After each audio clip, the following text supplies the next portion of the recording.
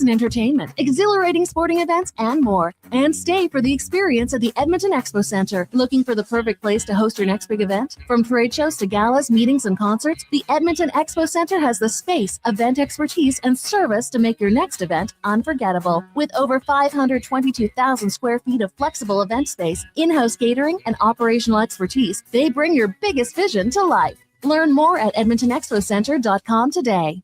The longest running basketball show in Canada airs every Saturday morning at 10 on Sports 1440. Hoop City with Paul Sir introduces a new generation of basketball talk, and it's right here on Edmonton's home for sports, Sports 1440. You matter. Your mental health matters, and you're braver than you think. Not Alone is an organization focused on creating a space of acceptance and support through tough, meaningful conversation. My name is Tyler Smith, and you are never alone. NotAloneCo.com. It's okay to not be okay.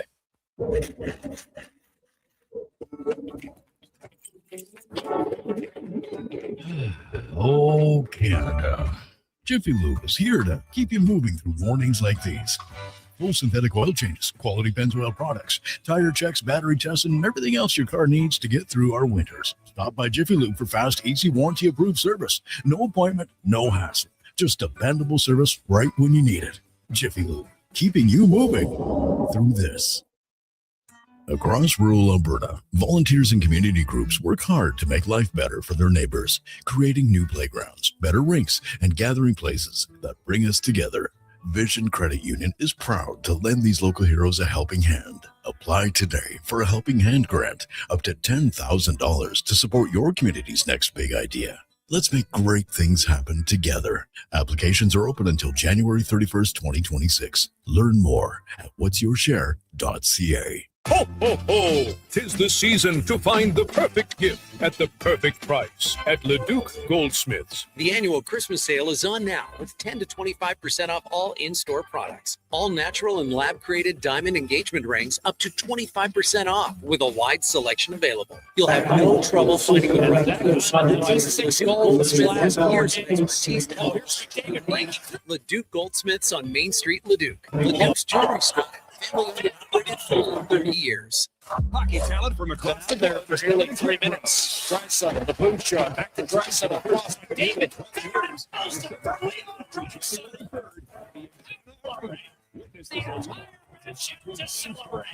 USA and Europe. See the speed, skill, and intensity of world-class hockey right at home. Fully bet packages are on sale now with adult and student pricing available.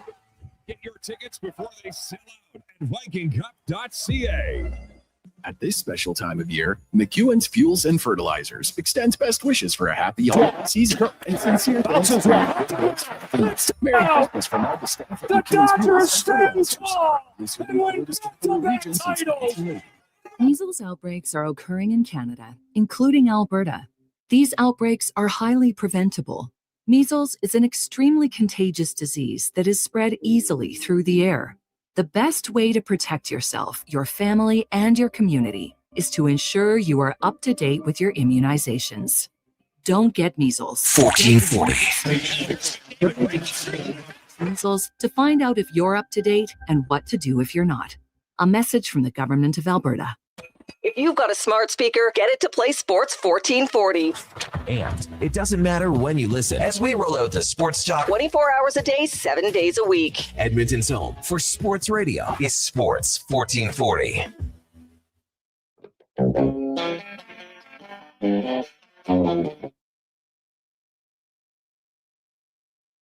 The Jason Gregor Show. They've been out there for nearly 3 minutes. Draisaitl, the boom shot, back to Draisaitl, across McDavid.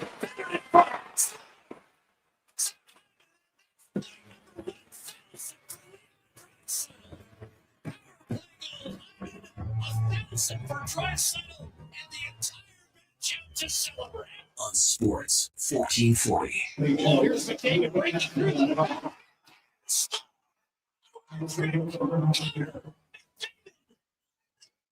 Presented by PlayAlberta.ca, Alberta's only regulated online gambling website.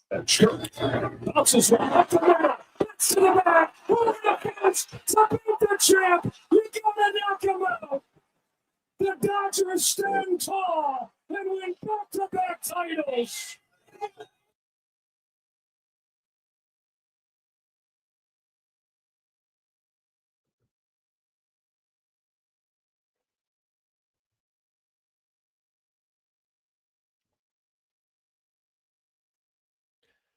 Well, a wintry Wednesday afternoon. How are you? And welcome to the Jason Gregor Show, Sports 1440, sports1440.ca, YouTube, Facebook, X, Instagram. Thanks for listening. Thanks for watching. Drive safe. It's rather wintry out there. The good news is the snow is supposed to stop here in the next few hours. But when you make your drive home today, just give yourself a little bit of extra time so everybody gets home safe and sound. We got a loaded show for you today. As always, is brought to you by playalberta.ca, where the OG of lotteries, 649, $40 million gold ball jackpot tonight. And while you're at playalberta.ca, feel free to check out the Jason Gregor Show odds boosts that we have every day, every weekday, that is, at playalberta.ca. Get some extra boosts. We've got the Wings over a struggling Utah team, and Carolina over the Predators, both to win by 2. So check that one out. And then also the OKC Thunder, they lost a game. You ever thinking that they would win? This is probably a game to bounce back, and look at the over in that. So you can check out that as well. We got lots to discuss. We're going to get to the Oilers game. But, man, we got a great guest to start the show. Business of Sport. Usually we do it at 4 o'clock. We're going to do it at 2 o'clock today because we're going to have the president and the CEO of the LA Dodgers. Stan Kasten is going to join us. And I'm telling you, this guy has had an unreal career.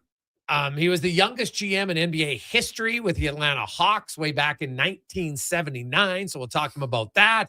Now he's been with the Dodgers. He's got an innovative hub.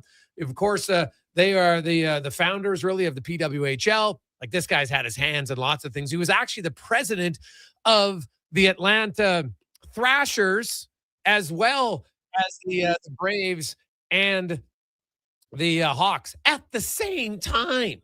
So I think he knows what he's doing. So this will be, if you're into business and all sorts of things about sports, you want to listen to Stan. Is coming up momentarily with Rich Winter. The Oilers, of course, Leon Draisaitl. I don't think anyone's surprised. He got his 1,000th point. Ended up with 4 of them. McDavid had 4 of them, and the Oilers beat Pittsburgh 6-4. The score, I think, looks closer because the Oilers gave up 2 late goals again. Like, Tristan Jarry's save percentage is just taking an ass kicking in the final 3 minutes of a game. Like, the games are over, and they give up some really good chances. So people will say, look at save percentage. That's where you got to dig deeper sometimes. If you only want to look at one stat, you can always be misleaded, right? Stats, lies, statistics, right? All depends on how you want to use it. But either way, the Oilers won the game, and now they move on. They're in Boston tomorrow. Also today, we got 2 great packages for the month of giving. And you know what? It's fitting that we have these today because you look outside. How many of you right now are just like, you know what? I love where I live, but there's days like today where I question my sanity. I question my sanity to see, why am I living here? But so if you need something to warm you up and have you thinking about summertime, because we have the greatest summers, the longest daylight around, it's unreal. We all love it here in the summertime, in the springtime, in the fall. And really, I don't mind the winter, just a few days like today. So package number 1 today. You're going to go fishing with Louis DeBrusk. Now, this guy is a fisherman from Get Hooked Fishing Adventures. So you and 2 of your buddies, so you 4 will be on the North Saskatchewan River with Oilers color commentator Louis DeBrusk. You fish all day long. You go at different spots along the river. You get a catered lunch provided. Now, the river fishes best in August to October. The watery clarity is its finest. Mike from Get Hooked, he's your guide. So don't worry. It's not like you're going out there. Where do we go? No. You got a guide. You got a diehard fisherman. Like, if you like fishing and you like stories and you like hunting, oh my God, Louis is your guy. So 833-401-1440 on that one. You're going to stop there. You'll teach you how to gold pan even along the banks of the North Saskatchewan River. And we're going to help out Operation Friendship Senior Society with that. So that's package number 1. Package number 2 is dinner for 12 at Vivo Ristorante. So it's you and 6 friends. You and your 5 friends will dine at Vivo with the Oilers broadcast team, Gene Principe, Jack Michaels, Louis DeBrusk, and their wives. So you want to come with your wives, you want to come in a group, it's your choice. It's a 5-course meal, wine pairings, beverages of your choice, cocktails, beer, you name it. Dinner happens at a date that works for your group, as well as Gene. He'll be organizing it. All the money's going to Sports Central, which does a great job to get kids in the game. So you want to hear all the behind the scenes stuff. So maybe Gene, who knows, maybe he'll have an intro for you at dinner time, kind of like before the game, before dinner starts. Gene will come up with an intro for you. It wouldn't surprise me if he did. So we'll actually have Jack on the show later on today too. Talk a little Oilers, but also talk about this. So, and Vivo, man, if you've never been there, their fettuccine is unreal. Well, everything there is the sea bass, the fettuccine, the salads, and the dessert. Oof, who doesn't like a good dessert? And then they make you a few special appetizers for these type of dinners. And, if you want, they'll say, hey, do you want to mix up a drink? They'll come up with some cocktails. You will have a great time with Wilbur and everybody down there at Vivo. So package 1, you're going fishing. Package 2, you're dining. It's for 12, your group of 6, along with Prince Bay, DeBrusque, Michael, and their wives. So 833-401-1440, 833-401-1440, as we welcome in Rich Winter to the show. Rich, how you doing, my man? Great. Till I got my car this morning. This afternoon, it was nice when I drove to work this morning, but I think I'll see a movie on the way after this show before I head home. It'll take me 2 hours to get out of here. Oh, it will be, slow going, serenity. Well, actually, you know what? You get off here, you'll be done at 3. You won't be in rush hour. Yeah, You'll be all right. I actually, once you got on the main roads, I didn't find it was just take your time, serenity now. If you have to go somewhere, just give yourself an extra 10 or 15 minutes of what it would normally take you, and away we go. So we are going to have Stan Kasten is going to join us momentarily on this. Jesse opens it up at 500 on the fishing trip, and Dale's in at 1,000 on the dinner, and we're off and running. I'll give you a 10 if Gene won't show up. Pardon? I'll give you a 10 for the other thing if Gene won't show up. Oh, yeah. There you go. Well, it'll be good. And I think we do have our big guest of the day today. He, of course, is the president and the CEO of the two-time defending Major League Baseball champion, world champions, the LA Dodgers. But that is when you read his resume, I've had a lot of guests on the show. This resume will mock up against anybody. 27 years of age, he became the youngest GM in NBA history with the Atlanta Hawks, was there for 11 years. Then he became, he's actually added president's role, middle of that in 1986. At one point, he was the president of the Braves, as well as the Thrashers, as well as the Hawks. Amazing. He's also a 2-time executive of the year back-to-back. I think he's the only guy who's ever won executive of the year twice back-to-back in MLB. And of course, now he's the president and CEO of the Dodgers. Also, he's involved with the PWHL and always looking for new innovations. Very excited to have Stan Kasten on the show. Stan, welcome to the show, my man. How you doing? I'm doing great. Thank you for that lovely eulogy. I really appreciate it. Well, it's actually funny that you say that, because I look at we actually with my mom, we did when my mom was 75, because I'm like, you know what? Everybody says all the nice things about you when you're dead. So we kind of had a live thing with all her family and all her grandkids saying, what grandma meant to her. And that was the greatest gift she ever had, hearing kind of what their grandkids, I remember grandma. What are you saying? No, I'm saying that it's good to applaud you on man, you have lived a life full, and you're not you're a young buck still. But we're going to talk a lot about what you're doing now, but I want to go back to 27 years of age, 1979. You become the youngest GM in MLB history. How's that happen? Take me back, how you're able to get that job, and what did you do to lead up that you obviously interviewed well enough that they're like, this is our guy? Well, I was working for the Hawks, and kind of in between other things that Ted Turner had. We had a common owner. It was the first year of running the Hawks. He needed some help there, and I had just been hired to work for the Braves right out of law school. And so I was still doing a little of this and a little of that, and then things started happening. 2 years later, he had by that point hired a full-time GM. It just did not work out. And one night, the guy left under mysterious circumstances. And the NBA was much smaller in 1979. Yeah. And we had a half a dozen people in the front office. And I was the only guy left. I mean, I had a law degree. I'd been doing business. And, he said, "Okay, Stan, you're the GM," and that's the rest is history, I guess. I was not particularly prepared, and I had no natural network yet. But I worked really hard, and oftentimes that's what you need to get the job done. So there I was, a GM. Yeah.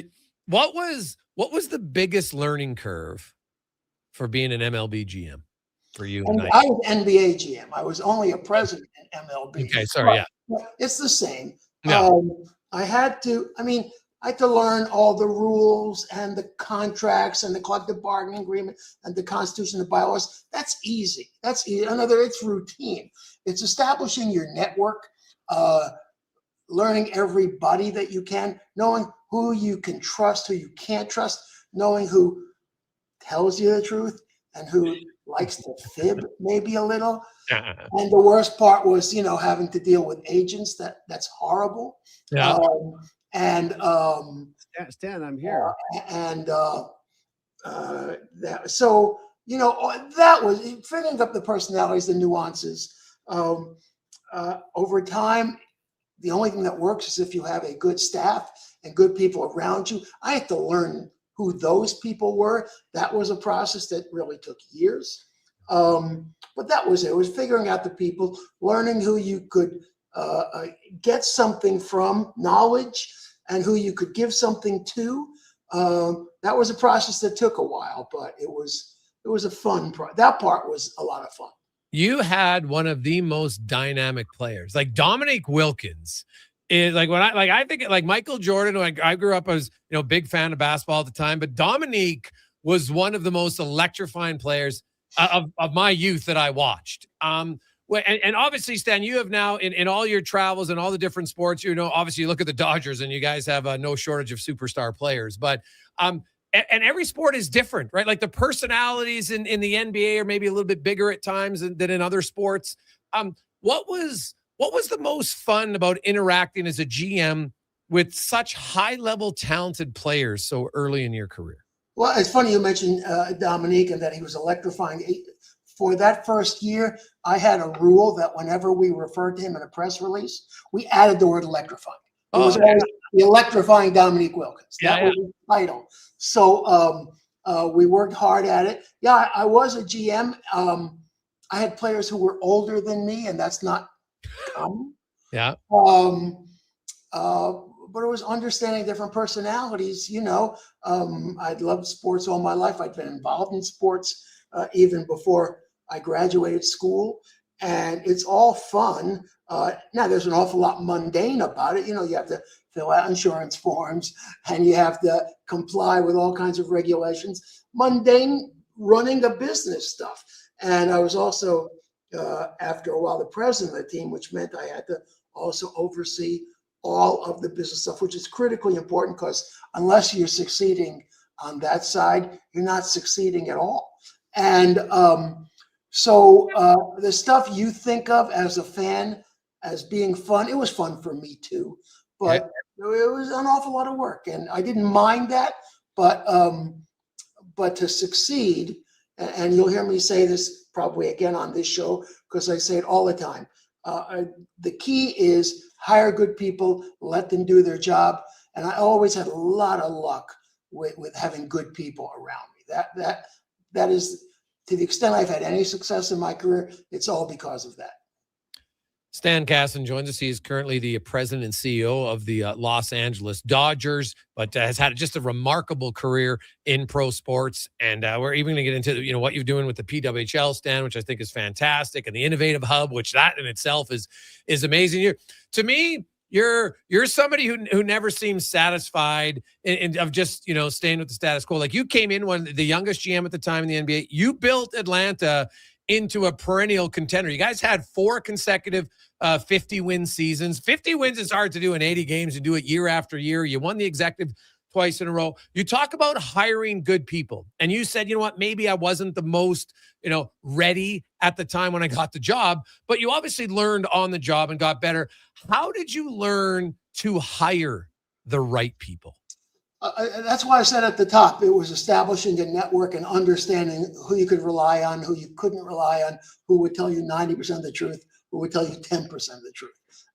And it's just work. It's working people. I enjoy meeting people in my line of work much more than I enjoy meeting, let's call them civilians, because all they want to do is talk about my work, which I don't want to when I'm out of here. But when I'm talking to colleagues, I'm really interested in what they have to say. And that interest, that curiosity helped me along the way, just trying to find the next best person. And everywhere in my career, in all three sports, when I had an opportunity to add someone better in a spot than whoever I had now, whether it was a coach or a GM or head of marketing or whatever, I always went and tried to get the next best person I could to make our teams better, our businesses better. But I also had extraordinary support from ownership along the way, whether it was in Atlanta or Washington and now Los Angeles. Owners who understood how I saw things, understood how I was going about this, and gave me the support and the tools that we needed to succeed. All those things together, it was all fun. And along the way, we also won every now and then, and winning's a lot of fun. Winning's a lot of fun. Well, I think, Stan, it's Rich here. I think one of the things I've always admired about you is, you tell it like you see it, and you've been very straight to me on everything we've talked about, and I think that's and you always like what I say, Rich. That's true. Rich and I would be very straight with each other. Yeah. Oh, what is that? What is a hockey agent? What the hell does he want from me today? Right. But I think that's I think a lot of people in sport aren't very candid. And I think that actually the most successful executives are. I just think it's so much easier to be direct and forthright. And I think that's been one of the things that I've experienced with you. And I think that's a trait that has really stood well over time. And I think young people need to know is, be direct, be authentic. And if there's anybody more authentic than Stan Kasten, I don't know who he is. And I think that's, you really are who you are, and you bring what you bring. And at the end of the day, that's been your calling card. Well, integrity. thank you, Rich, for the kind words. But let me say this: it's also gotten me into trouble. Yes, I am. Direct.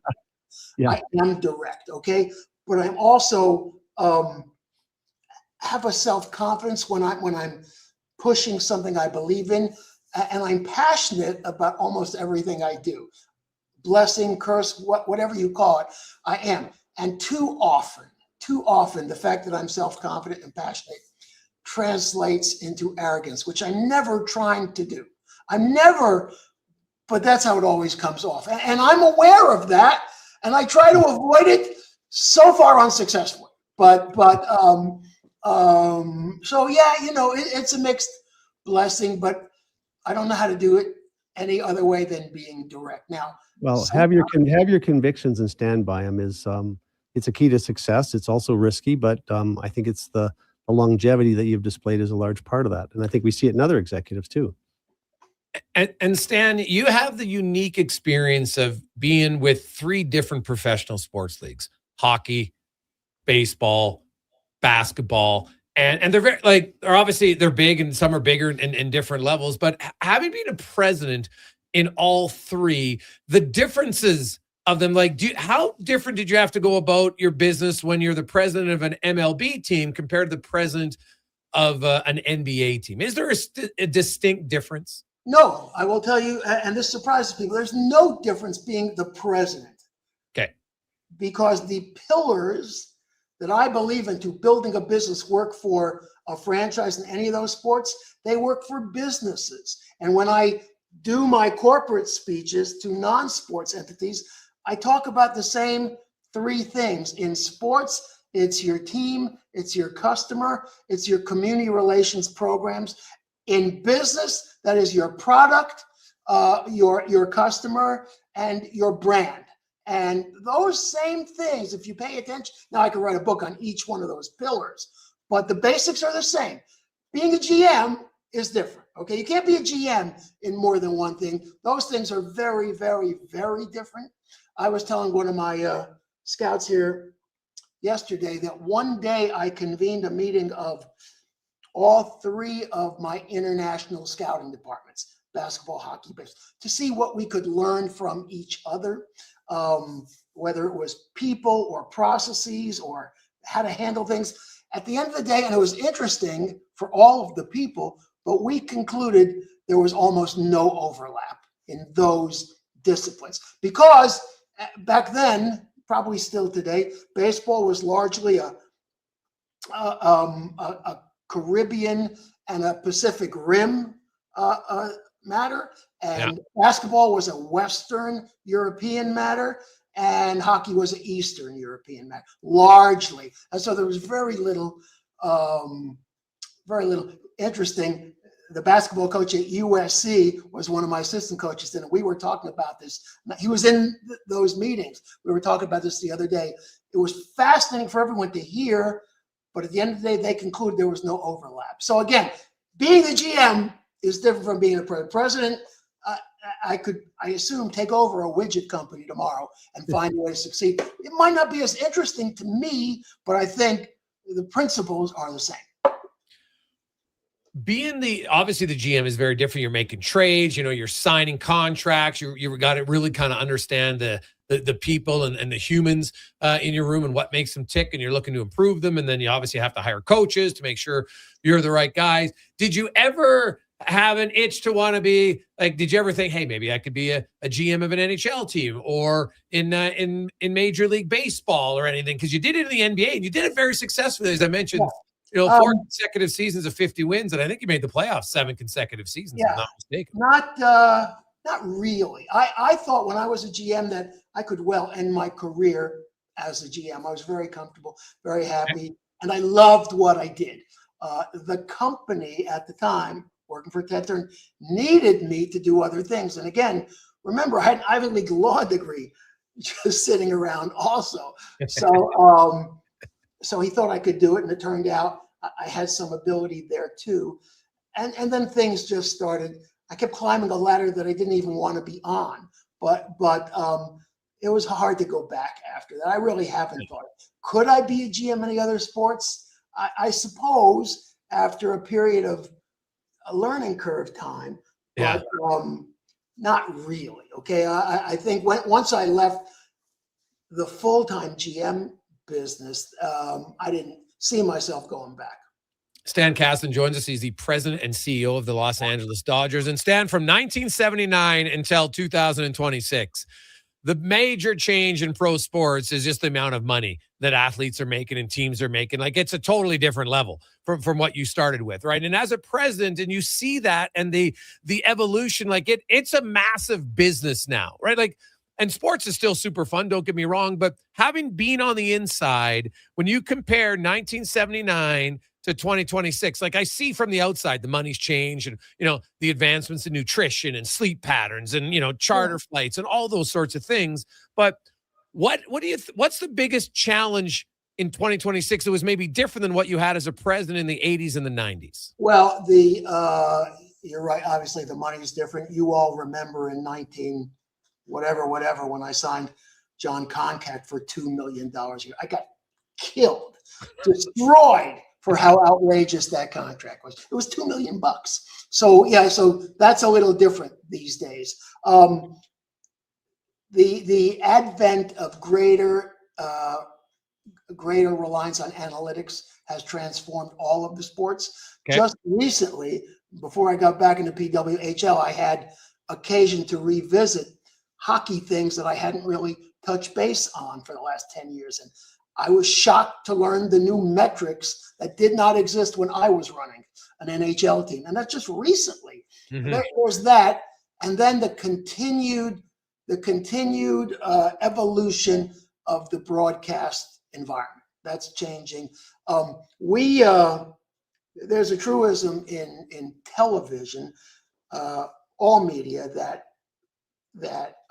delivery of your product changes like every 25 years. First it was the telegraph. First it was newspapers, then the telegraph, then radio, then television, then cable, and now it's streaming. And the next thing is probably little dancing holograms on your coffee table. I don't know what the next thing is, Ted Turner had a profound belief that he would never invest in hardware. He would just invest in software, just control the content. Because if we control the content, we'll find the way to optimize the monetization of our product. So, it's not, I won't say it's a difference in kind. It's a difference in degree, though. Everything is more. Like I said, when we were at the Hawks, we had like 6 people, and now we have 206 people in a front office, and much more than that at baseball. So everything has grown. Everything has gotten bigger, a lot more specialties. And because of that, that's where you have seen the professionalization, both on the business side and on the team side. The team side, we now have PhDs in our office on the player team side, right? Doing analysis for what pitch is working better and what sequence. I'm serious, PhDs are working for us across sports, doing the same things we had scouts doing with their eyeballs half a century ago. And that's a big change. That's a big change. Big change. And we're not seeing a lot of that yet at Stan in hockey. You're far ahead. And I think one of the things that I've looked at over the last few years, you really, when Guggenheim and you took over the Dodgers, everybody thought the price you paid was insane. And then you guys immediately got to work on realizing, and I don't know if it was Guggenheim or all of you as a group decided, look, we're going to, maybe like Ted, monetize this. And you created an innovation hub, which at the time was unique. And what was the thinking behind that? And you've had great success with it. That was our accelerator, which we started in 2015. It's because once we got the team back to where we needed it to be, and we spent a lot of time, energy, money trying to accomplish that. Okay, what's next? We're filling up our stadium. What's next? We can raise prices and all that, but what's next? And what's next is brand extension. Now, what can we do with the Dodger brand that will help us grow the Dodger business? And some of the things we've done is we have spun off into standalone companies the internal competencies we have. We have a business analytics company now that does business for teams across sports. They have clients. We have a baseball and sports analytics team that also advises other teams. We have a design company because we have the great Janet Marie Smith, famous baseball designer, but she's done a lot of other things. She now has her own company while still working for the Dodgers, doing things like that. The accelerator that Rich is referring to, first we had, I think it was 15 company startups that were involved, connected in some way to sports, whether it was apparel, whether it was equipment, whether it was technology, whether it was analytics, whether it was broadcasting. They all had a niche as a startup relating to sports. And we were the first purely sports startup. That company, which is now called Elysian Park, has over 70 companies that we have investments in. And again, this is all about brand extension, trying to do the next thing and trying to look around the corner for whatever might be coming. Stan Kasten joins us, President and CEO of the LA Dodgers. We're going to take a quick break. We're going to come back. I want to get more into that innovative hub. I want to, what was it about the PWHL that was so exciting for you to want to get involved in that and more? It's a Gregor Show with Rich Rinner on Sports 1440, sports1440.ca, YouTube, Facebook, X, and Instagram. Hey, sports fans, we've got a clear choice for you. At Crystal Glass, we provide customers with the perfect glass for any job. From home to auto and even commercial, installation or repairs, we're your team. Call 310-GLASS or visit crystalglass.ca. Crystal Glass. You've got a go-to coffee spot, a trusted barber, even a lucky game day jersey. But when it's about looking your absolute best, there's only one name you need, Mr. Dirk. Family run since 1939, we're experts in crafting impeccable tailor-made suits and offering a wide variety of everyday styles. Pair that with personalized one-on-one fittings and the convenience of on-site tailoring. Mr. Dirk elevates your style game. Visit our Edmonton store or explore MrDirk.com. Score big on style with Mr. Dirk. Across the province, Albertans are taking their shot on Play Alberta. With casino winners every hour, jackpots worth millions, and revenue that stays in the province, there's never been a better time to sign up. Right now, our listeners can score a $50 free bet when they make a minimum $50 deposit with code Gregor50. That's code Gregor50 for a $50 free bet. Start playing with your game sense today to find out if you're Alberta's next winner. Wow, get ready for a silly hockey fans. Your partner in power just skated onto the ice. EWEL.ca, the new e-commerce website for electrical wholesalers Edmonton, is ready for the Power Play 24/7 365. UL skates to where the puck will be in 5 years. Now that's forward thinking. Killer selection, slamming products from the best brands, and legendary service. Don't sit on the bench. Get your account today at ewell.ca and win that project. Plug into your partner in power. Get an EWEL.ca account today. You got a go-to coffee spot, a trusted barber, even a lucky game day jersey. But when it's about looking your absolute best, there's only one name you need: Mr. Dirk. Family run since 1939, we're experts in crafting impeccable tailor-made suits and offering a wide variety of everyday styles. Pair that with personalized one-on-one fittings and the convenience of on-site tailoring. Mr. Dirk elevates your style game. Visit our Edmonton store or explore MrDirk.com. Score big on style with Mr. Dirk. Whether you're a craft beer connoisseur or more of a wine aficionado, there's always something new to discover at Sherbrooke Liquor, a unique family-owned independent liquor store. The selection, incredible. The non-alcohol section is also very impressive. Sherbrooke Liquor, expert, knowledgeable staff with a passion for unique finds. More than just a liquor store, we're a community. Alberta's best, the one and only Sherbrooke Liquor. Wine, spirits, and oodles of beer. Visit SherbrookeLiquor.com. Hi, Mike here from Northgate Chevrolet Buick GMC. December is here. Christmas shopping, Christmas wrapping, Christmas baking, grocery shopping. What about our vehicle?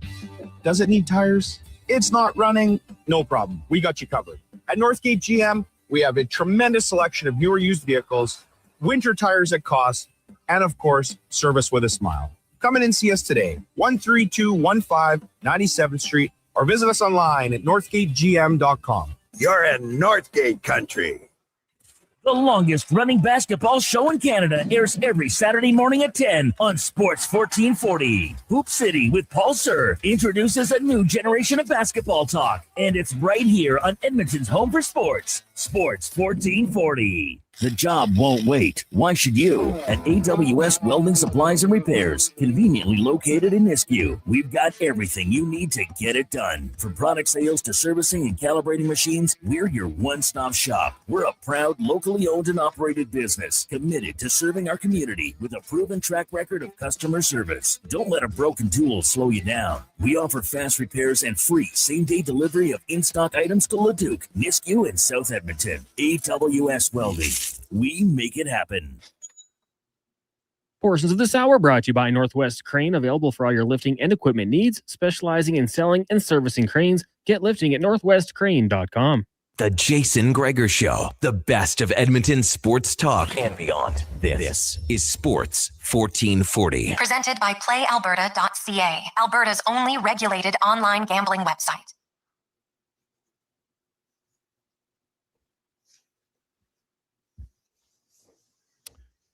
.234, welcome back. Jason Gregor, Rich Winter here on Sports 1440.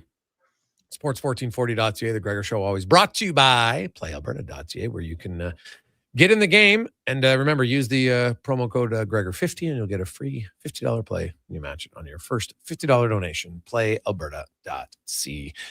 We're going to have lots of the orders coming up later on the show, but very happy to have our special guest stick with us, the president and CEO of the Los Angeles Dodgers, but involved in so many other things, which I find incredibly exciting. And Stan, I kind of want to get to that a little bit, and we'll finish up with the Dodgers later on. But I want to talk about the innovation hubs that you've bought. You teamed up with Billie Jean King, and you had the Trailblazer Innovation Hub, and that obviously got you involved in the PWHL. Kind of walk us through that and how that came about. Just the hub first, and then the decision to want to help kickstart the PWHL. Well, Billie Jean is, of course, a force of nature, and we're proud to even know her, let alone to work with her.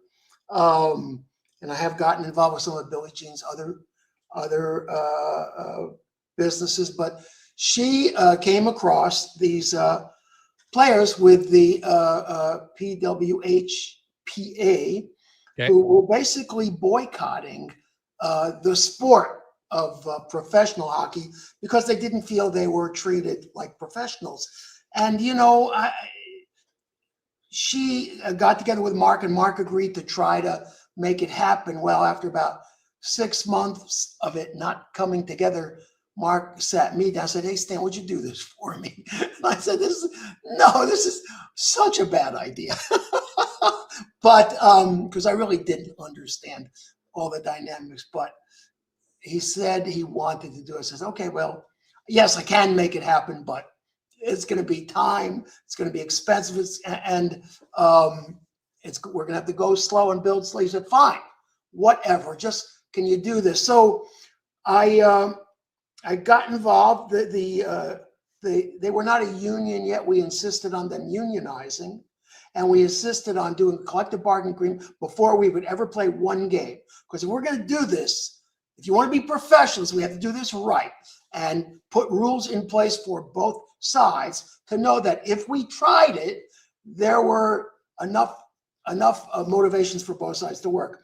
So at our first meeting, and the names that are household names now, but Hillary Knight and Liz Knox and Kendall Coyne Schofield and Sarah Nurse, and who am I missing? And Brianne Jenner. That was the negotiating committee. And I said to them, guys, I've never heard of any one of you, not one. And I've been in sports 40 years. What does that tell you? That tells you we have a long way to go. We have a long way to go to make this happen. So we got to working on it. They'd have demands, and I'd have to get some things to make this a real business, because it wasn't worth the effort if it wasn't going to be a real business someday. And the theme that kept coming through to me every time I talked to any of them was, we just want to be treated like professionals. And what I heard, first of all, what I heard was, duh, we wouldn't do it any other way. We know how to provide professional environments. But the other thing I thought was, holy smokes, these are the best players in the world. Why hasn't anyone treated them like professionals? So we understood that meant, yes, a living wage, but it meant facilities, venues, and trainers, and coaches, and video, and transportation, and housing, and nutrition. It meant all of those things would be required. And they were listing these things, to which I said, as I just told you, duh, yeah, that's exactly what we have in mind. And so it got heated at the end, because that's how collective bargaining works. Yep. But we got it done. And 6 months later, we started a league, which kills me, by the way. We started a whole league in less time than it's taking to build one stupid rink in Milan. I don't get that. But we did. I fell in love with the drive, the energy, the passion, the commitment of these players who had basically sat out for 4 years until they could get what they wanted. Now, to be fair, the other league was trying its best under challenging circumstances. We would not be here today but for the efforts of the leagues that came before us, who did a great job, but they didn't have, I think, the professional expertise that we had in our organization, or the capital that Mark Walter was willing to invest in these women. And because of that, 6 months later, we had a league. It's interesting, Stan, dealing with the women, they understood early on how to promote themselves, and compared to NHL players, very savvy on the social media side. Did you find that when you were dealing with them? For sure. And, and it's been fun along the way. Every day we have, the walk-in ceremonies where they're all dressed in whatever they're dressed today. That's a very cool thing. And even though I don't watch it, my wife, who is not a hockey fan at all, she watches it every day. And so, it's connecting with different people. All our players understood it wasn't just about playing games and staying in shape. It was going to be about their time and effort to help supporting this. And that meant being out in your community, conducting clinics, throwing kids pucks before the game and after the game, doing autographs whenever possible. So they understood what was involved. And so we're in just at the beginning of year 3. And as you've noted, I've had an interesting career so far. a lot of things of which I am proud. There are very few things I am more proud of than the PWHL. Yeah, they're a great group of athletes who've, they've taken a long road in this day and age to get what they deserve, and they've committed a lot to it. And it's a unique group of women to be around because they're very passionate and they're very appreciative, I think, more than anything else. It's a great group of people to be associated with, don't you think? I do. I've loved all of it. And as you know, I hope you'll be promoting it. We have a game coming up in Calgary, and it's hard to get dates in Calgary, but we do have a game coming up. I urge everyone who's listening to check it out, because everyone who's a hockey fan, once they go to a game, they have the same two observations. Holy smokes, it's really fast. Holy smokes, it's really physical. They were not expecting that, but that's what we have, and it's a product. It's crazy, yeah, and it may be, more physical than most NHL games. I find it frightening now when a big hit is now almost the invitation to a line brawl. But in women's hockey, it's much more physical than they. We don't have brawls because they're still wearing cages, so I think that's a good thing. But you should know, here's where our league stands in the world. In Milan, in the tournament, among all of the countries, we're going to have 64 PWHL players playing in Milan.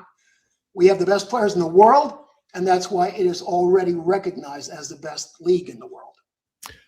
Stan Kasten joins us, President and CEO of the LA Dodgers, and of course has involved in many other aspects. Started his career as a GM in the NBA and president of the NBA, the NHL, MLB. Stan, when you started your innovative hub, what was your focus when you originally came about, like the focus and where it is now, and maybe what's coming in the future? Well, we've had 3 classes, and for right now, I think we're going to hold steady for maybe another year or 2 or more. It was a business play, Jason, right? We had the open door of these brands which were the Dodgers. We had a piece of Chelsea. Now you see how our brands are growing. We have a team in F1 starting in May. We have the Lakers.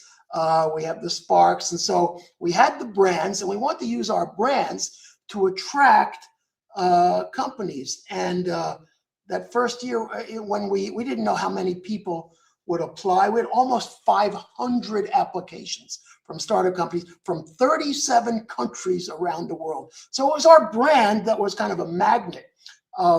And we would tell people, listen, I have a laboratory every night of 50,000 people. We want to try something out. I've got one, a real-time laboratory for you to experiment with, for you to try something out. So whether it's something for fans or something for analytics or apparel, we have, as I said, a laboratory to help develop your product using our connection and our stature in the world of sports.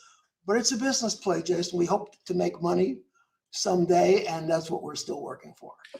Now, speaking of making money, the Dodgers, of course, back-to-back titles, won 2 championships. And it's interesting. Some people are like, oh, yeah, but the Dodgers spend more money. Well, everybody can spend the money. It's just you make that choice whether to do it or not. And Shohei Ohtani, though, is unlike a lot of athletes, not just as a player, because I've never seen anybody who can hit and pitch and then, I can't pitch, I'll just steal 50 bases. Like, it's weird. Just the guy is unreal how good he is. But when you signed him, I've read lots of stories that talked about how the ability to market him in his own country was something that you're going to get a lot of that money back just through that. And you being in the marketing game as a president, you talk about making money, like the ability to go to a completely other country on the other side of the world for your sport and help it maximize. Like, that's something that's really, it's I wouldn't say unheard of, but there's not a lot, like, the biggest NBA star was big in North America, and they're big a little bit in Europe, but it's not at the same level, Stan. How has that changed the game in the ability to go, across continents and other places? Well, that's a very good question. I'm glad you asked it, because yes, we have become very popular in Japan, not making money from Japan over there, but by Japanese sponsors coming over here, wanting to spend their money, Japanese tourists wanting to come over here and spend their money, because it's important to remember in baseball, unlike other sports, We do not control the rights to our brand outside of the city of Los Angeles. A little bit beyond that. Everything beyond that, domestically, and everything internationally belongs to Major League Baseball. So this has been a tremendous boon for Major League Baseball. And we have often observed, and everyone in baseball would agree, the legacy, the history of the Dodgers and everything that came before it, and Jackie Robinson, Sandy Koufax, Fernando Valenzuela, all of that combined with the stature of the best player in the game, that was baseball's golden moment. That was putting its best foot forward. It couldn't have had a better mix of product and location to really help baseball kick off its internationalization hopes and merchandising around the world. Shohei arguably is the most popular player in the world right now. He's on a level with the Messis and the Jordans, and he's still in his prime, so we're fortunate to have him. It's great for the Dodgers and for Dodger fans, but it's even better for all of Major League Baseball. Stan, you made a lot of different sports with a lot of different teams, and I think we see talent. Talent is very important. I've always said talent will get you into the playoffs, and it's culture that takes you to a championship. And Shotani is obviously an amazing young man, but can you just tell us a little bit about your experience in the importance of culture in the ultimate success and winning the ultimate prize? Well, first of all, he came in here and he had some suggestions for us about things we could do. And every Asian player who has come over has had suggestions, and that's good because we didn't have that kind of input before. I think we have fostered through our baseball people, whether it's our president of baseball operations, Andrew Friedman, our GM, Brandon Gomes, our manager, Dave Roberts. They are all open to new suggestions. They have a willingness to involve the team in the big decisions. We have a real openness. When someone is being talked about being traded, Rich, as you know, we were straight with them. Said these discussions are happening. They may not happen. They may not. When we tell someone you're not being traded, well, then you're not being traded. So I think you're right. We are very proud of the culture we have built. We think fans, players are happy to come here, not just because we pay a lot of money, and sure, that's a thing, and not just because we're in Los Angeles with a great fan base and a great venue and great weather and all of that, but it's also how we treat players and how we involve them in the running of our business that makes them feel appreciated. Very few players, like almost none, will you ever hear say, boy, I'd never want to play for the Dodgers. I mean, I think, Stan, a lot of people don't really understand the importance of taking care of your players. Stan, I mean, Phil Jackson talks about love being foundational. Coach Wooden back many years ago, the same thing. And I think a lot of people, it's about the money. But as an agent, I have to tell you, there's just been a number of times you and I met through Marian Hossa. I mean, Marian Hossa turned down $97 million to play for a year to pursue another goal with the Detroit Red Wings. And I think when players feel cared for and a part of the process, that will save you some money, but more important, it'll attract players. And I don't think people realize how important the culture, the family orientation is. And I'm sure you've spent a lot of time developing that. We do. And we're, as I said, we're very proud of the culture we built. I know that Edwin Diaz, the last player we just signed last week, he was here because of what he had heard from his brother, whom we had and who we cut a year ago, but who loved the experience of being here. And through Kike Hernandez, they are both from Puerto Rico, and he spoke to Kike, and Kike's a free agent. He's not even here at the moment. But we'll rely on the opinions of players who have been here before. Very important. We think it's a competitive advantage, and so far that's how it's played out.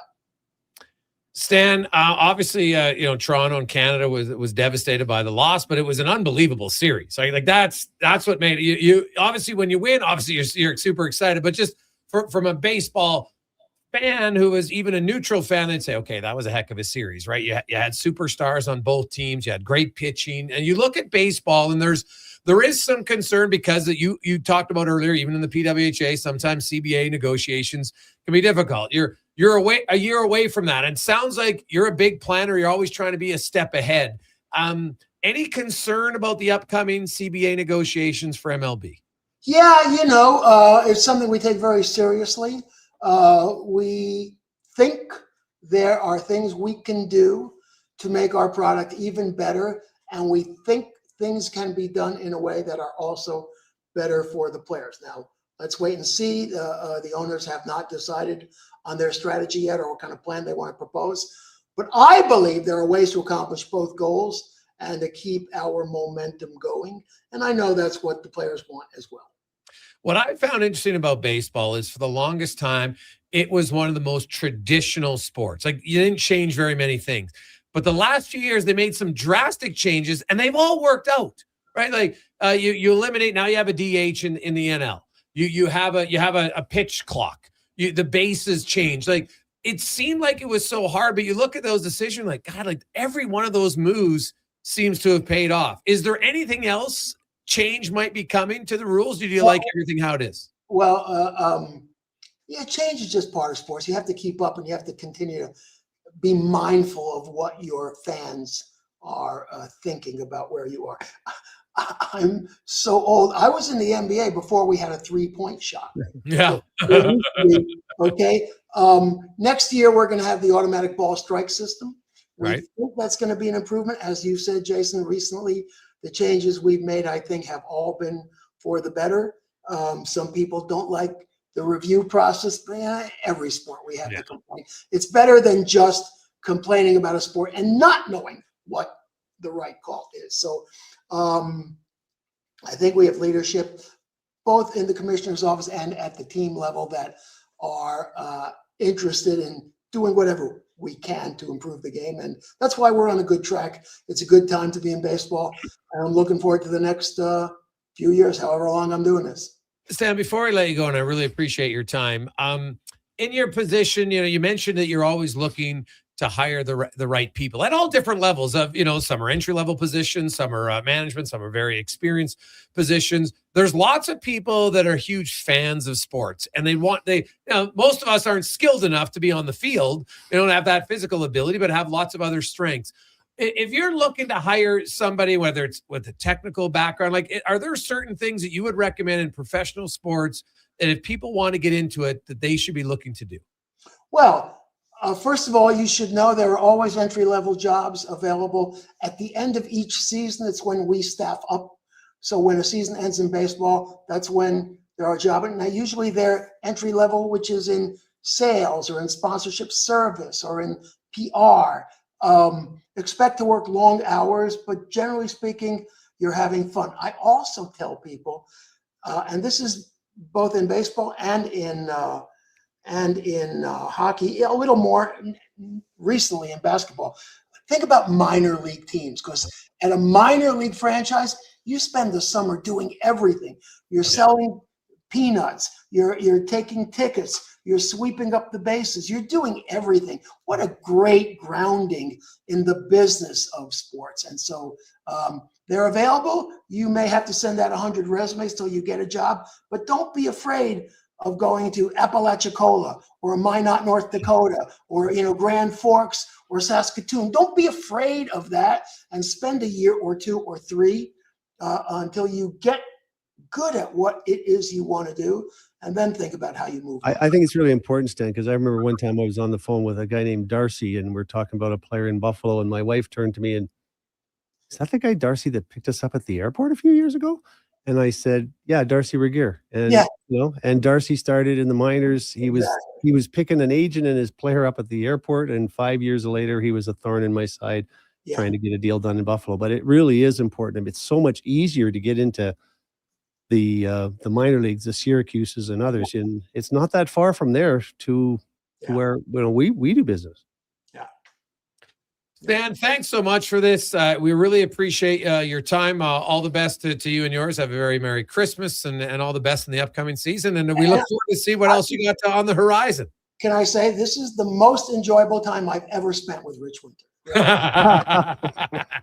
Thanks, guys. Happy holidays. Good to talk to you. Okay, Dan. Thanks a lot, buddy. Stan Kasten. What a career, man. That is unbelievable. Great get, Rich. We appreciate it.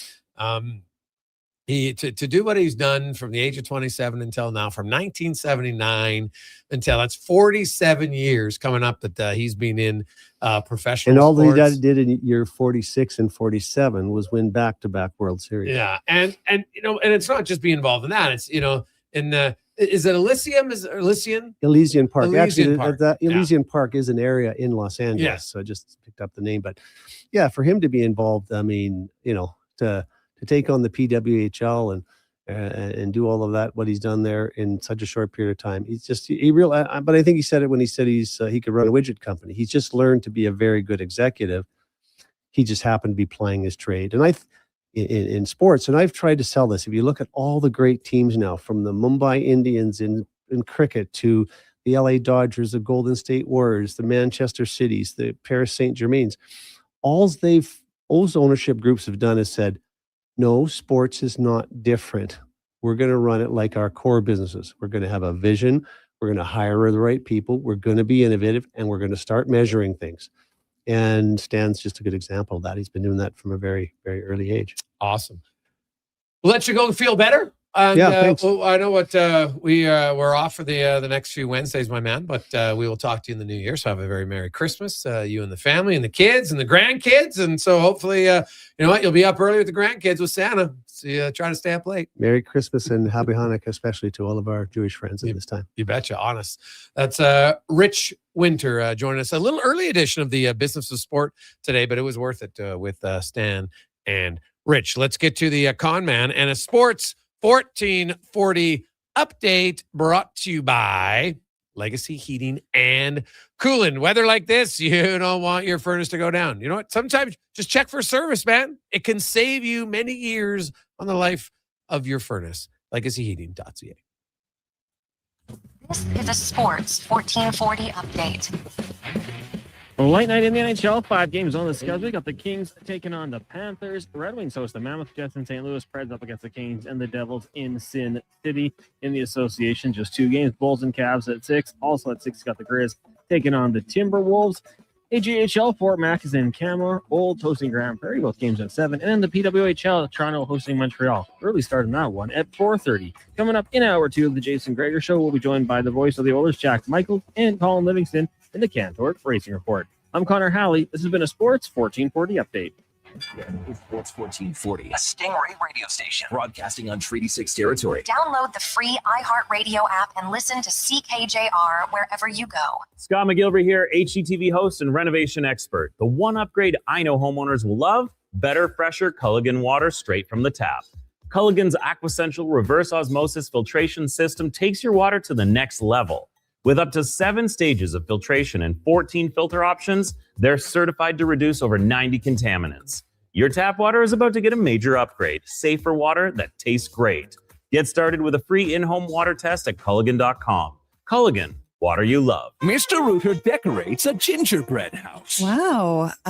What did you do here, Mr. Rooter? Well, we've got a Jube Jube toilet, complete with an icing-based wax seal. The main water line is licorice, red for hot, black for cold. You got your standard marshmallow hot water tank and a candy cane sewer line. And on the outside, candy corn hose bibs. Disgusting, but they get the job done. To have your Yule clogs fixed, trust one plumber, Mr. Rooter. I'm Colin Livingston, president of Cantor. Cantor has always been a forward-thinking company, but now that we've turned 25, I can't help but take a minute to take a look back. Thank you to everyone that's been with us along the way. 24 hours a day, 7 days a week. Edmonton sports fans, stay informed with Sports 1440. Stream us. Listen to us on the AM dial. However you consume this radio station, thanks for listening. When you have lifting and material handling needs, Northwest Crane delivers. Western Canada's Sandy dealer, backed by the industry's toughest one. 3 years, 3,000 hours, no compromises. They service all crane makes and models with skilled technicians and deep industry expertise. Alberta owned with locations in Leduc and Grand Prairie and fully equipped service trucks. Northwest Crane keeps your operation lifting. For more information on sales or service, visit northwestcrane.com or call today. I'm making my list, checking it twice. And guess what? I'm giving Wilhock beef jerky to everyone, naughty and nice. Because honestly, everyone deserves a taste of Alberta's finest, no matter if they've been bad or good. So this holiday season, skip the chocolates and pass on the turkey. Make sure you're Wilhocking around the Christmas tree with Alberta's best beef jerky. Ho, ho, ho! Available at Wilhock Beef Jerky in Leduc. Got a car you're ready to part with? Find out what it's worth. Fast, easy, and totally free at Go Auto. We're talking top dollar trade-ins, whether it's a little worn or still rocking that new car smell. Just a few clicks, and boom, you've got your value. Text value to 780-777-7777 to start. That's value to 780 all sevens. Why guess what it's worth? Let Go Auto show you the money. He's a winner. Sweet. She's a winner too. Right. Everyone's a winner during Wish and Win at Wolf GMC Wednesday. Buick. Every single customer is guaranteed at least a $500 bonus with a chance to save up to $25,000 towards a new GMC or Buick. At Wolf GMC Buick, we also have 0% financing up to 84 months on most of our popular SUVs and trucks. To the show, Rich. Clearing And out remaining Dale's in at 25, 1,000. including I cash think discounts up to $10,000. baseball chips. Well, he's actually Selection added of president's Sierra role. HDs, Middle of 90 that, seconds he was east the of the as headlight. the phrasing. Back, I think he's the only guy who doesn't see Stan Where Kasten everyone on the show. wins. At Papa John's, our butter chicken pizza is a Canadian favorite, and we think we know why. We start with a velvety, tangy, and subtly sweet sauce. Then it's our better ingredients: fresh, never frozen original dough, juicy grilled chicken, and crunchy green peppers and onions. Sounds delicious, right? Stan. Well, wait till you try it. It's butter chicken made better. Order your large butter chicken pizza today for only Facebook $19.99. Better ingredients, better pizza, Papa John's. Proudly locally owned and operated. 234. Welcome back, Jason Gregor, Rich Win. When They told me, ba-da-ba-bum-bum.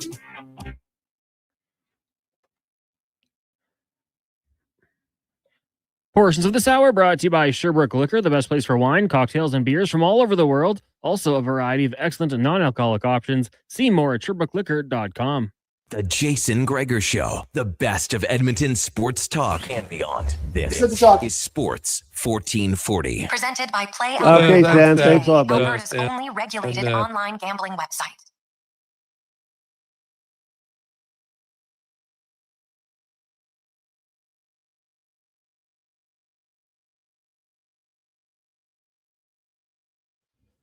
Oh, that's a good song, buddy. I like it. Welcome back.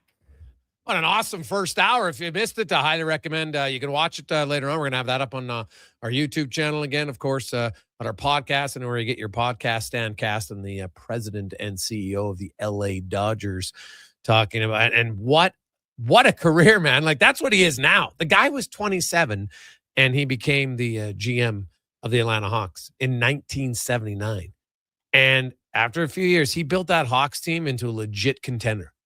If MJ's not in Chicago, I'm guessing Atlanta probably makes a few finals appearances.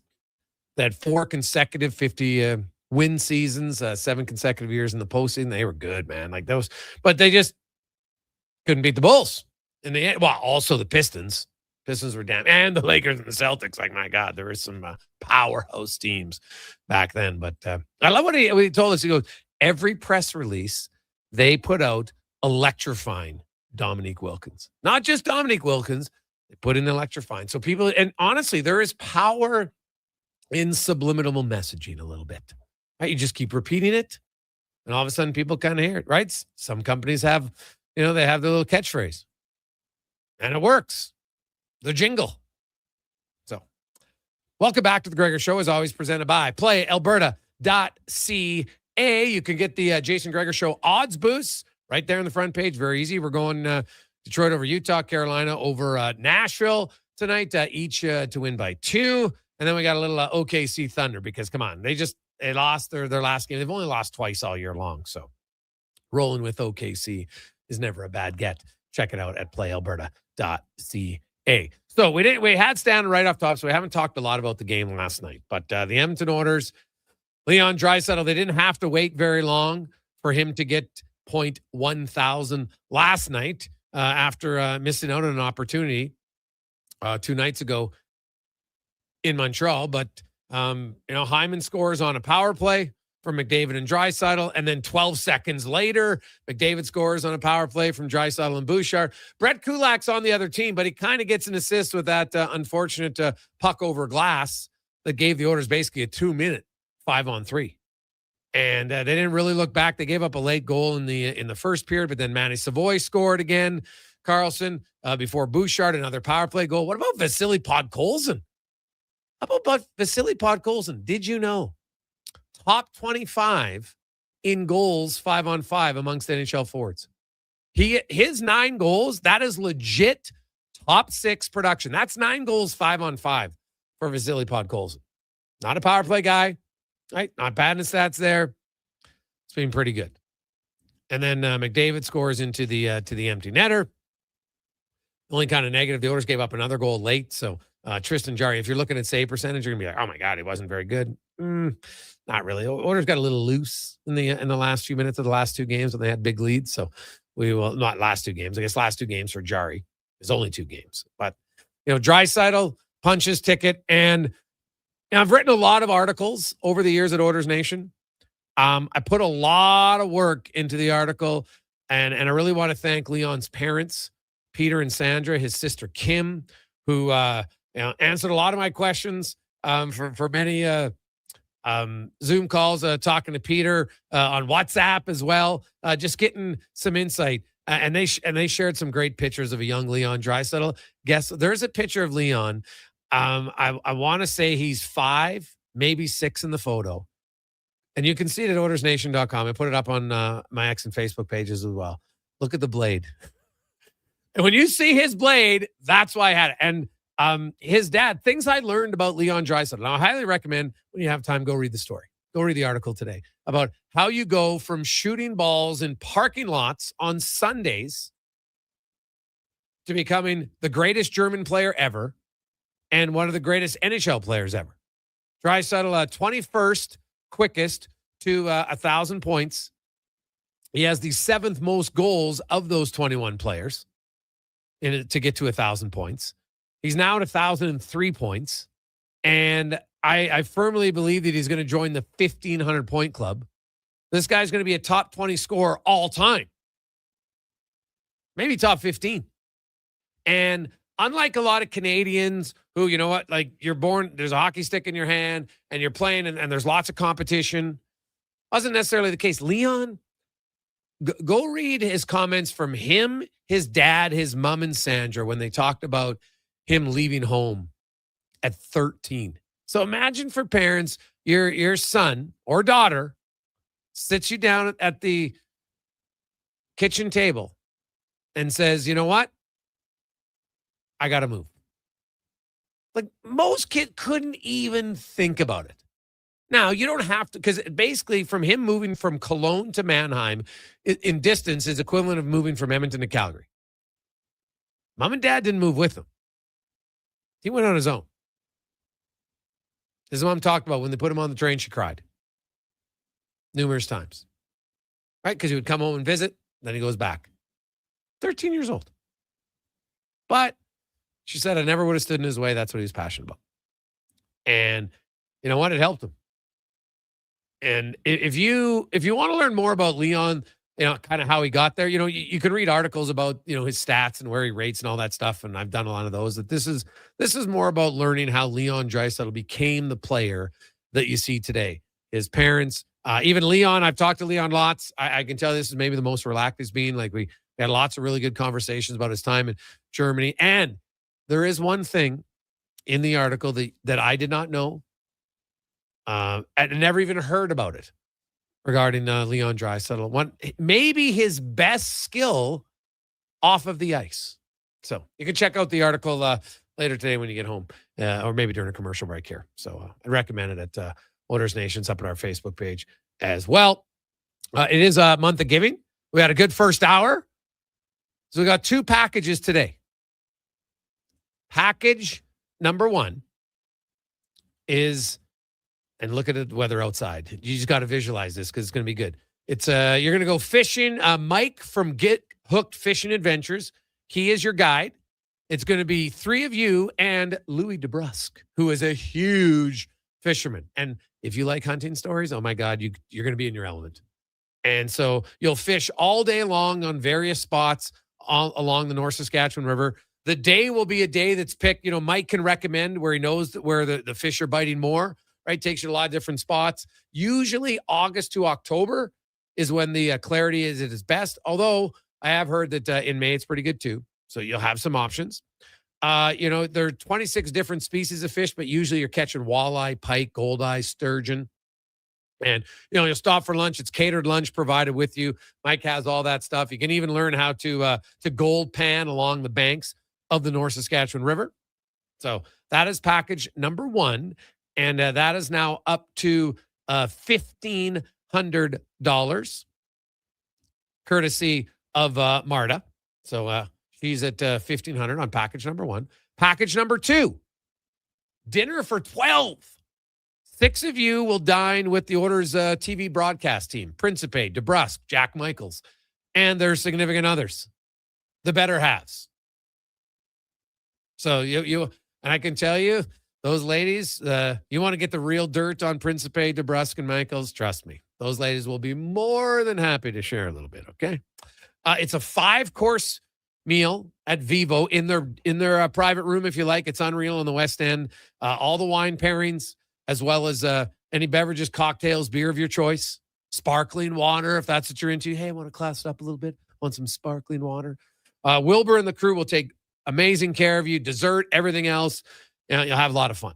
So that's currently at $1,250 from AJ. So if you want in, package 1 is fishing. Package 2 is dinner for 12 at Vivo Ristorante.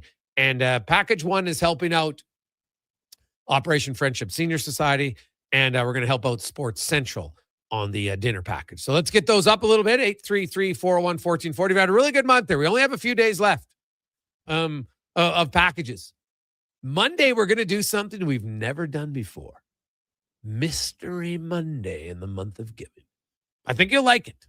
So today and tomorrow, really kind of the last 2 packages we have, and then we have the Pyramid of Giving for Adopt a Teen on Friday. So if you've been thinking, hey, you know what, I want to get in, I want to help out, well, you don't have many packages left. So today and tomorrow for the big package kind of deals. So 833-401-1440.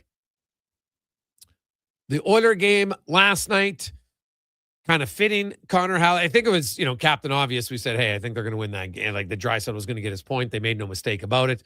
The Oilers had that game in control really up until, the score looked closer at 6-4 than it really was. Some kind of late meaningless goals for the Pittsburgh Penguins. You don't love it if you're the Oilers because that happened against Toronto, 6-2. You give up a late one. It happened against Seattle, right? That's what started the long embrace. And we do have lots of texts. Hey, Greg, what do you think Stuart Skinner felt like when his former teammates are celebrating in a big group, literally 8 feet away from him after that initial goal? I don't know how he'd feel. I'm assuming it wasn't great, right? Like, it's hard because, it's not like your friendship just stops. Everybody saw the videos, long hugs after the game with Draisaitl and McDavid and Skinner and lots of other guys. Like him and Pickard are super close, right? Lots of other guys in that team are super close. Like your friendship just doesn't end there. So yeah, it would be an awkward feeling, I think, at that moment. No question about it. But that's the harsh side of pro sports. Like the game must go on. And, Stuart Skinner, thankfully, has his family with him in Pittsburgh and Brett Kulak. But yeah, Cons, it was odd that, I get, hey, of course I get the celebration, Zach Hyman, super excited. They come off the bench.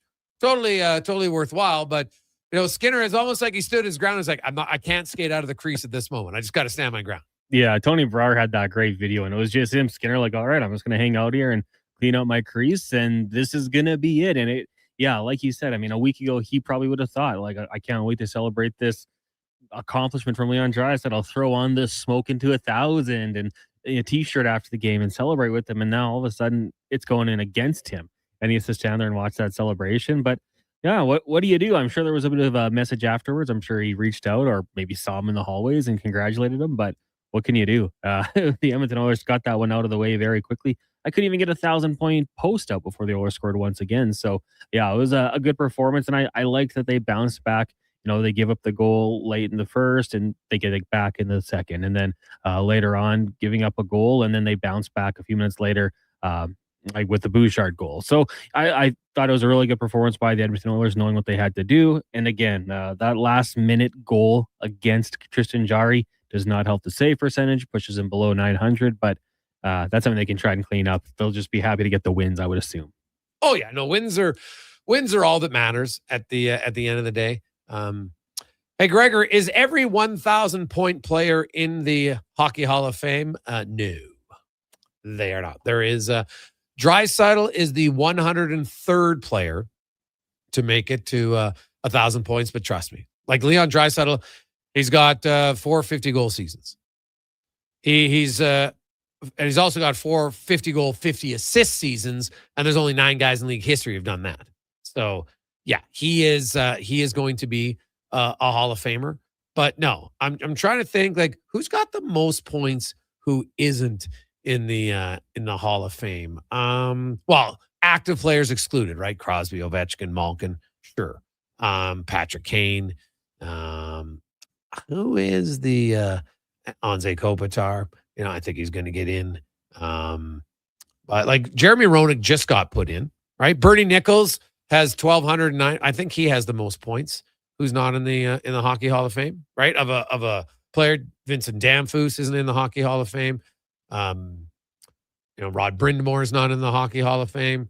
There's lots of other guys if we go down in the 1,000-point club who are retired who aren't in, and so it's not a Théophile Fleury, Dave Taylor, Joe Pavelski, Keith Tkachuk, Ray Whitney. So there'll be other guys for sure. So it's not a guarantee. But when I look at like Draisaitl's at 1,003 points, he has 7 more years just on his existing contract. Let's say he just scores 80 points a year, averages for the next 7 years. That's another, like, the guy's over 1,500 points. Like Leon Draisaitl is going to end up, I believe, as a top 20 scorer all time in NHL history. And when you look at Oiler fans and you're like, so here's the group of players who have scored 1,500 points currently. Paul Coffey played for the Oilers. Right? Mark Messier played for the Oilers. Wayne Gretzky played for the Oilers.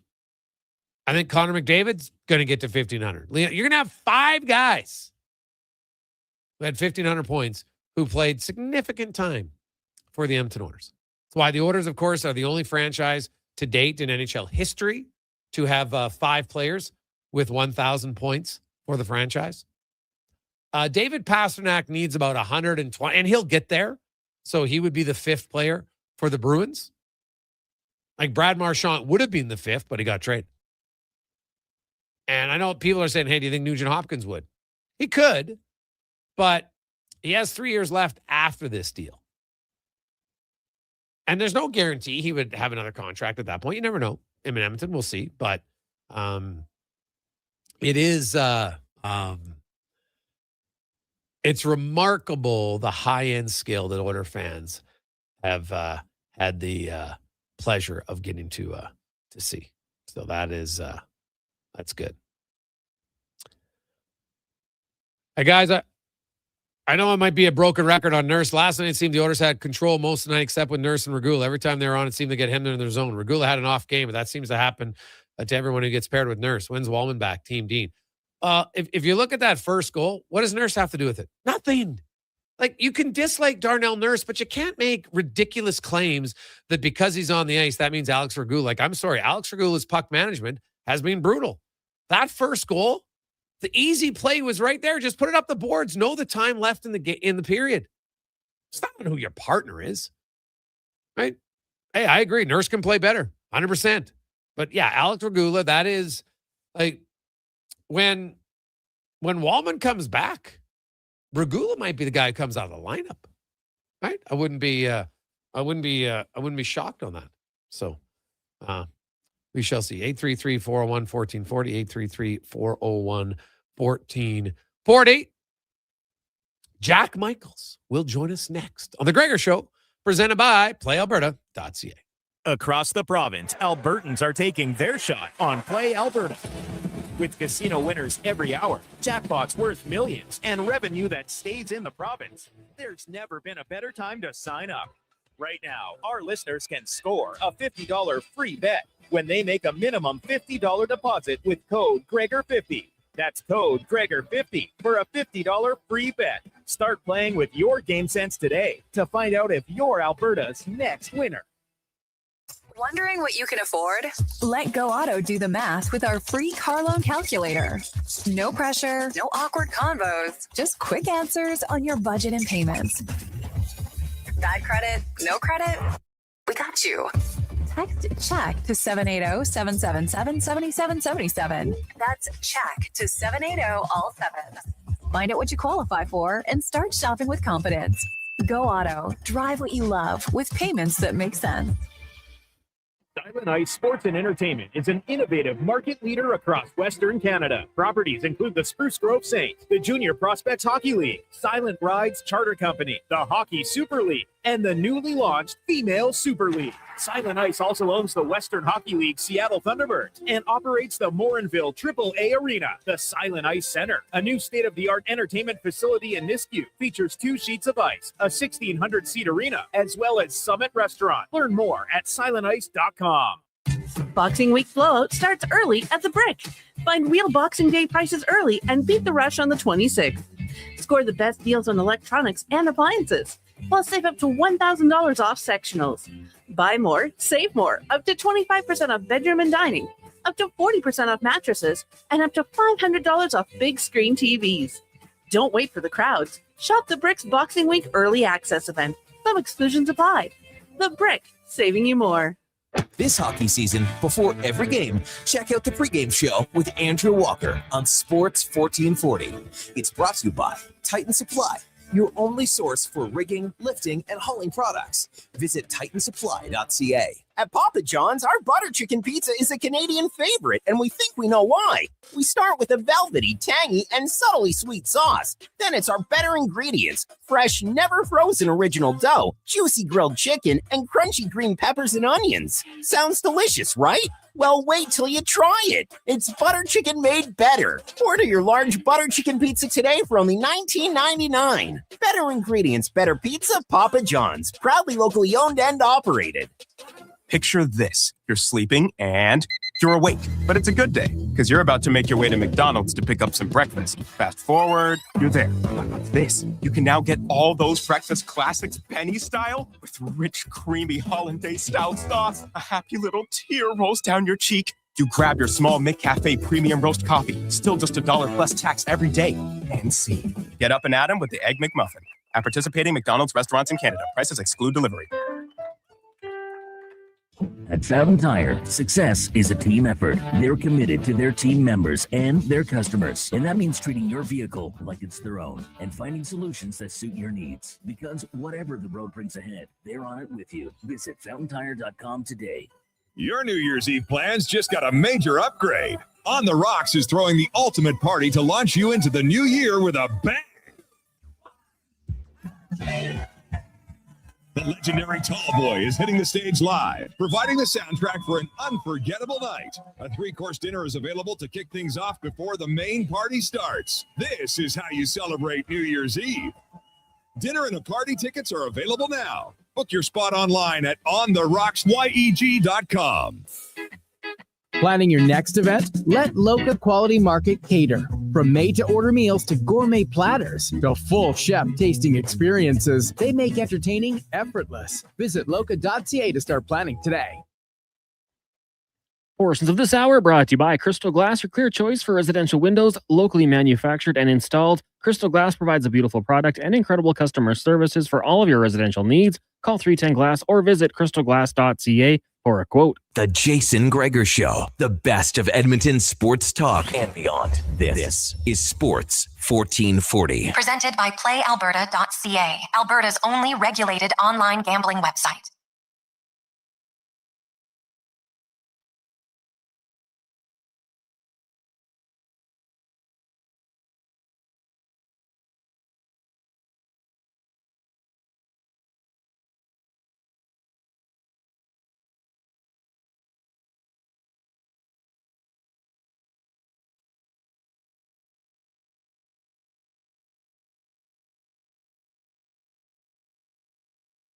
$3:25 on a wintry Wednesday afternoon. Give yourself a little bit of extra space on the road. Give yourself a little bit extra time because, as you know, the wind is blowing. The snow is blowing all over the place. Now, the snow is supposed to stop around 4 o'clock. So, I can just tell by shoveling. Had to shovel early in the morning, then I shovel again before I left.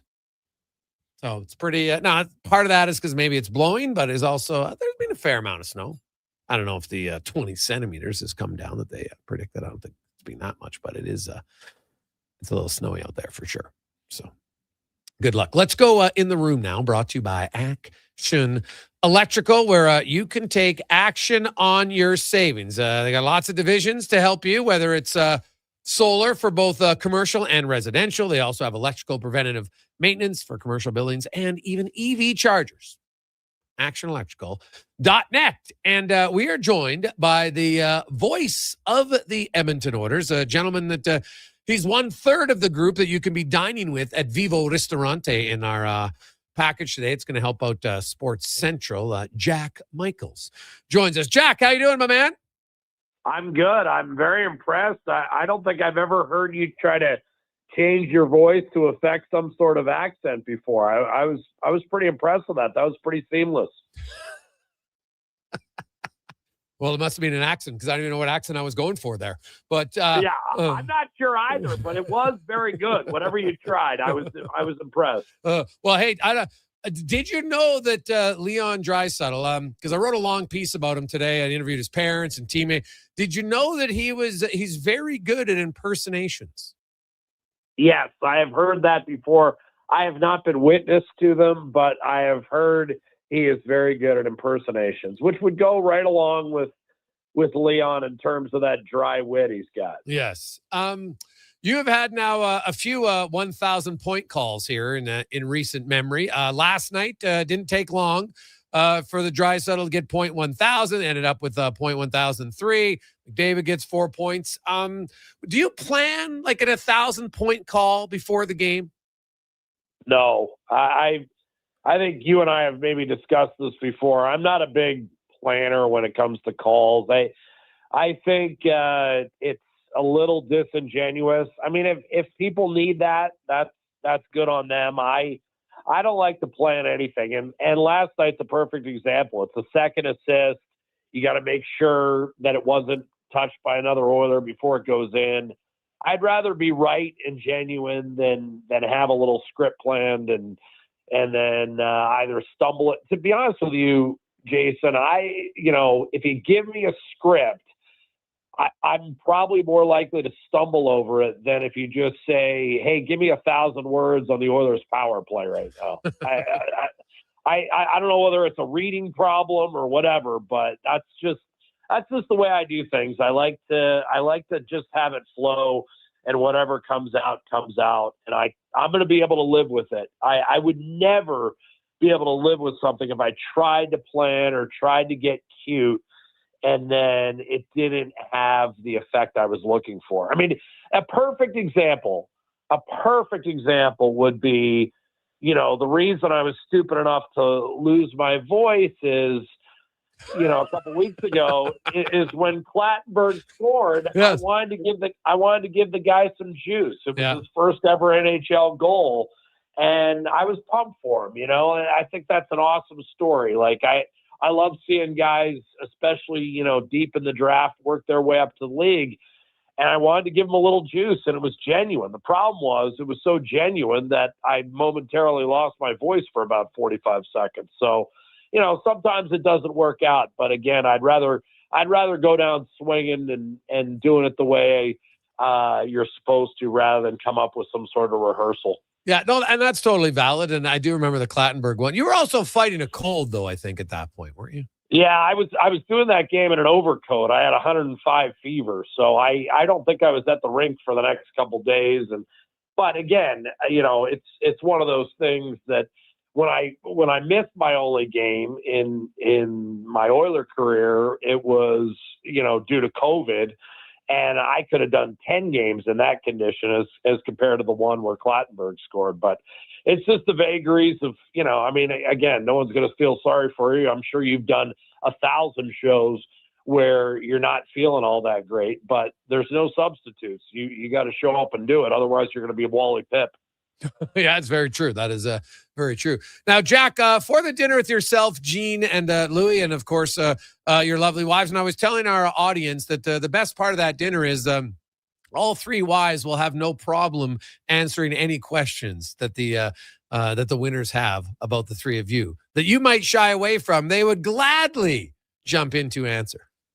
No question about that. And I remember you digging a little bit on your 50th birthday party. I was stupid enough to leave you alone with Emily for a few minutes, and I instantly regretted it. It is. Emily's a wealth of knowledge, Jack. A wealth of knowledge. I know. She knows all the skeletons. But, Jason, you do a great job with these kind of things, and I appreciate you promoting it. It's one of the little things. I mean, the biggest problem about hockey, as you well know, and you're constantly, pounding the pavement to make it more affordable for kids. And that's the thing.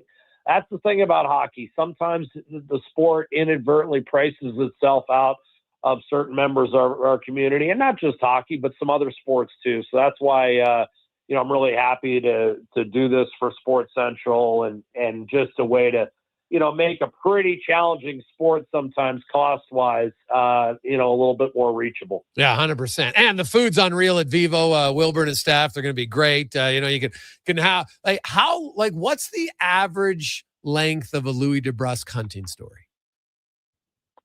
Well, I mean, any Louis DeBrusk story, as you well know, if you're running 5 minutes late, you might as well just throw that appointment into the gutter. I mean, whether it's hunting or, Louis has never met a conversation he doesn't like. So the conversation will not be lacking in that regard.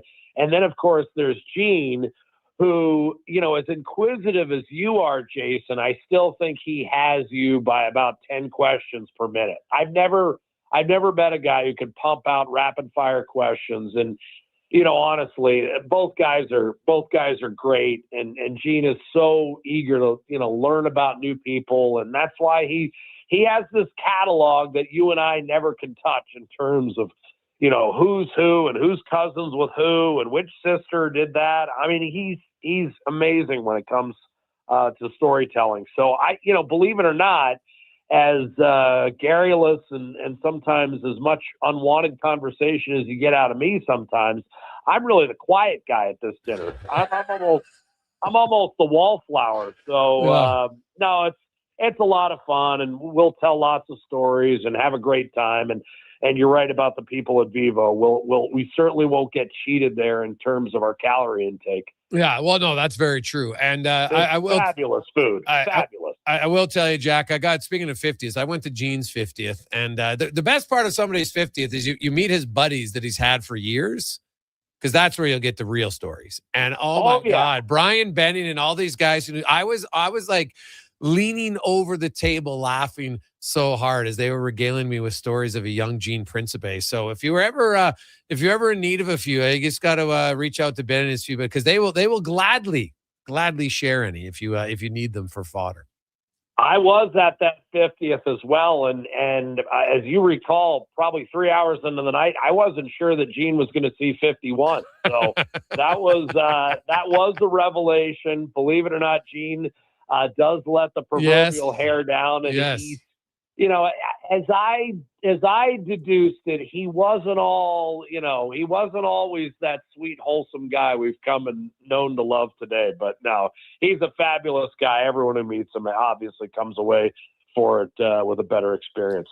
Jack Michaels joins us. Jack, Oilers, of course, into Boston now to take on the Bruins tomorrow night. And the Oilers have been on a pretty good run. They've had a few games they would like back. I don't think they love their defensive effort for sure against Montreal. But last night was another game that they really controlled against the Pittsburgh Penguins. And Vasily Podkolzin has 9 goals this season, 16 points, all at 5-on-5. And I looked it up.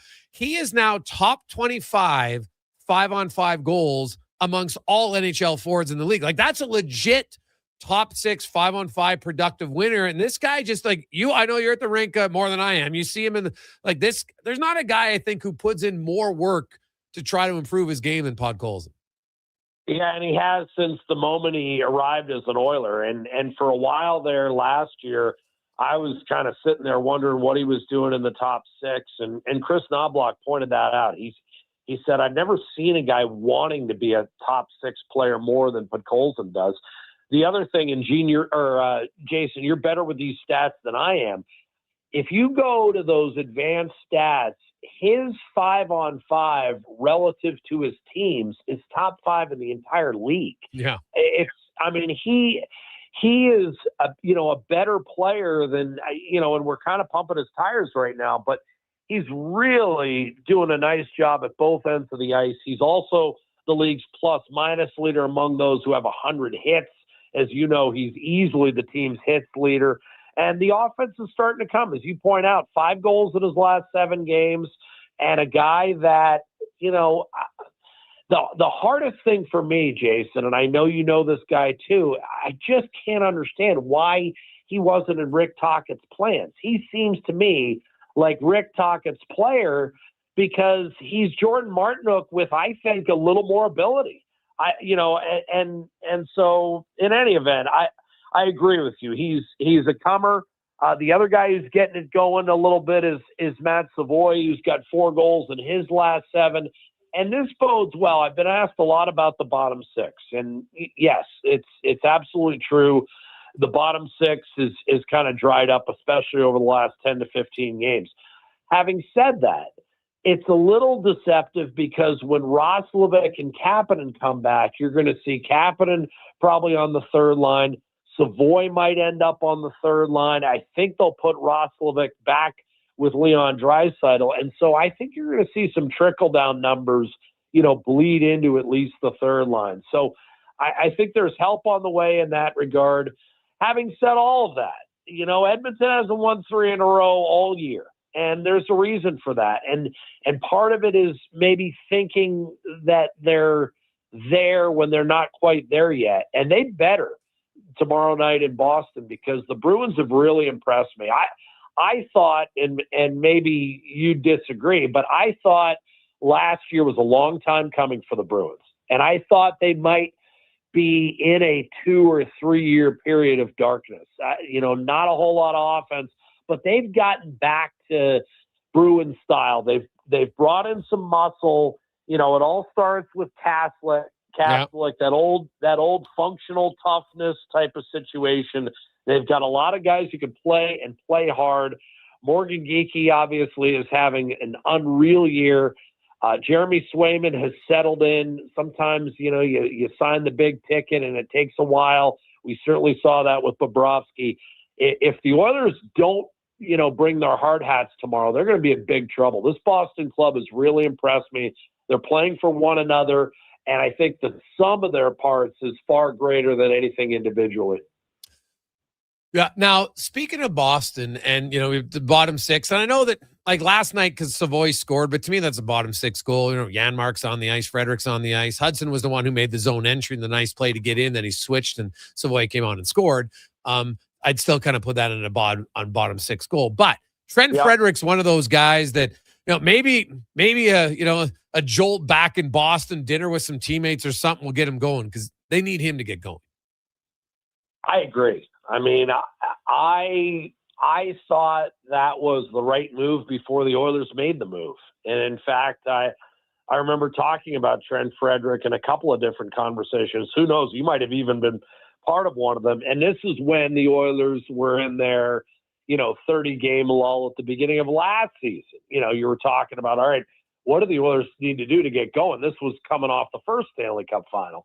And, again, I thought Frederic was exactly the right piece. It has taken him a long time to get any kind of traction. I think his last 3 or 4 games are better, but that's not I don't think that's the standard that you thought of when you brought him in. And I think you thought that there was going to be, pretty consistent production every other game out of Trent Frederic. His numbers would have suggested that. So I agree with you. That's a key guy that ultimately they're going to need to get going. And I don't know what's going to spark it. I thought maybe the fight would. There've been different games where I thought he had it going on a little bit. Same goes for Andrew Mangiapane, quite frankly. Mangiapane, I thought was a guy who showed up in Montreal. I liked the fact that he was in scrums. He's got to get back to, having a little bite in his game and being an irritant and being a pest, kind of like a Mikey Asamont, a guy that no one likes playing against because he's just such a pest out there. The Oilers have some guys with more bite in their game than they've showed. So I agree. And that could potentially help trigger the bottom 6 because Mangiapane's not a guy I'm willing to completely write off yet. I feel like if he gets involved and he gets going a little bit, that could also give the bottom 6 some secondary options. Jack, I really appreciate your time, my man. Enjoy Boston. And enjoyed taking care of Gene and Louie and Stoff. I know I saw you guys at the Steeler game. What are you guys doing on your off night tonight? Taking any of the Celtics playing? I don't even look. Yeah, there's not a lot of NBA fans in this crowd, Jason. I would be going solo if I was going to a Celtics game. But we're in the process of rounding everyone up. We had a great time at the Steelers game. I don't think I've ever seen Bob that happy. If you study that photo closely, Jason. Yes, I saw him smiling. You might have seen his first smile since maybe his 5th birthday party. Or when he got a new shipment of Red Bull. That sometimes will do it, right? Yes, that's all. Get him going. As you can tell, we're in the Northeast. That damn bear has gotten to me. I apologize. Hey, no problem. Jack, thanks for this, and thanks for stepping up. Have a great dinner with Gene and Louie, and our winners. We're up to, I think, $1,400 now, so it'll be rolling. We're not even halfway done, so thanks so much. Oh, that's fantastic news to hear, Jason, and thanks for having me on. That is Jack Michaels, the voice of your Edmonton Oilers on Rogers Sportsnet. And yes, we are up to $1,400 now on the dinner package. We'll tell you all about the month of giving when we return. Hear more on the Gregor Show presented by PlayAlberta.ca. We got a special guest a little bit earlier. Next. As 2025 comes to a close, GS Construction would like to take the time and thank our crews, our partners, and our communities for another successful year of teamwork and growth. Together, we've helped keep Edmonton and the surrounding area moving by building and maintaining the underground infrastructure that keeps everything running smoothly. It's been another year of dedication, pride, and hard work the team has put in to make it all possible. To learn more about our people and our projects, visit gsconstruction.ca. Oodle noodle origin. In 1864, Francis Oodle took over his dying father's business as a leatherman. He was quite proficient, but his heart was never truly in the trade. After his father's death, Oodle met a cocksure young man named Vladimir Nudel, who was a trailblazer in the popular new art of food boxes. They formed a partnership and aimed to ply their trade in the New World. At Ellis Island, Nudel was renamed David Noodle, and henceforth, the franchise has been known as Oodle Noodle. Japa Machinery Group knows that XCMG may not roll off the tongue, but Japa's team will help keep your construction jobs rolling on time and on budget with heavy equipment sales and rentals. Visit japamachinery.com to find out more. The job isn't done until the last load is hauled, and having a semi-trailer out of commission is not an option. Whether replacing or adding to your convoy, Edmonton Trailer has a huge inventory of new and used semi-trailers, trusted by the gravel, logging, oil field, fluids, and freight industries. Find a trailer right for you online or at one of their 3 locations. For sales, service, parts, rental, and finance, when you're in it for the long haul. Edmonton Trailer. Hi, Mike here from Northgate Chevrolet Buick GMC. December is here. Christmas shopping, Christmas wrapping, Christmas baking, grocery shopping. What about our vehicle? Does it need tires? It's not running? No problem. We got you covered. At Northgate GM, we have a tremendous selection of newer used vehicles, winter tires at cost, and of course, service with a smile. Come in and see us today, 13215 97th Street, or visit us online at northgategm.com. You're in Northgate country. Vinny and Don in Hockey are dedicated to skill development for all hockey players. If you know a student athlete interested in growing as a person and a player, register for a free shadow day. Beginner or experienced, this program develops a student athlete skill in a supportive environment. It's a great opportunity for prospective student athletes entering grades 3 through 12 to see what Vimy and Donnan have to offer. Visit vimyridge.epsb.ca or donnan.epsb.ca for more info and to sign. Portions of this hour brought to you by Papa John's. Get the Gregor special. Enjoy 20% off any regular menu price order when you use promo code Gregor at papajohns.ca or on the Papa John's app. This is Sports 1440, where Edmonton talks sports. On YouTube, Facebook, and X. Here's Jason Gregor. Brought to you by playalberta.ca.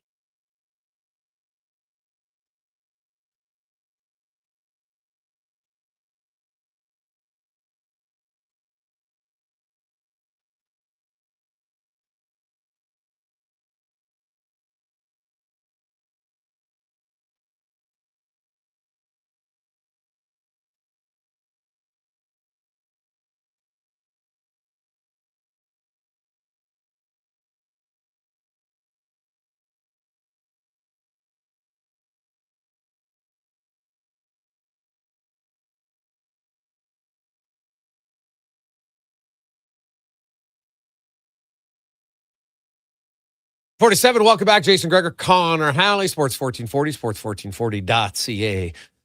As always, presented by PlayAlberta.ca. Of course, Wednesday, Lotto 649, $40 million. The OG of lotteries. Get your tickets, PlayAlberta.ca. As it's time for us to go a little racing to speed. I'm actually because there's lots of the thing I'm excited about today is because we will talk racing, but we're going to talk about something a little bit something that even if you're not a racing aficionado, it's probably something that you watched. So we get to the racing report, brought to you by Cantork, made in Canada, made for Canada, where extreme isn't theoretical. Find your solution at Cantork.com. Colin Livingston joins us in studio, and of course, a big racing guy. And I was chuckling because he goes, "Hey, I finally got to watch the F1 movie. Can we talk about it?" So, and I was like, "Oh my God, the racing guy is going to tell me all the things that weren't realistic of the movie." Am I right? Kind of taking the wind out of my sails here, Greg. No, but I get it because there were a few things, even when I'm watching, because I've learned a lot from racing with you for the last few years, and I'm watching like the one I'm like, the car's never doing that. There's no chance that guy's stopping. Like there were certain things where I'm like, okay, I get it's drama, but I'm always kind of like there were parts that were actually quite well done.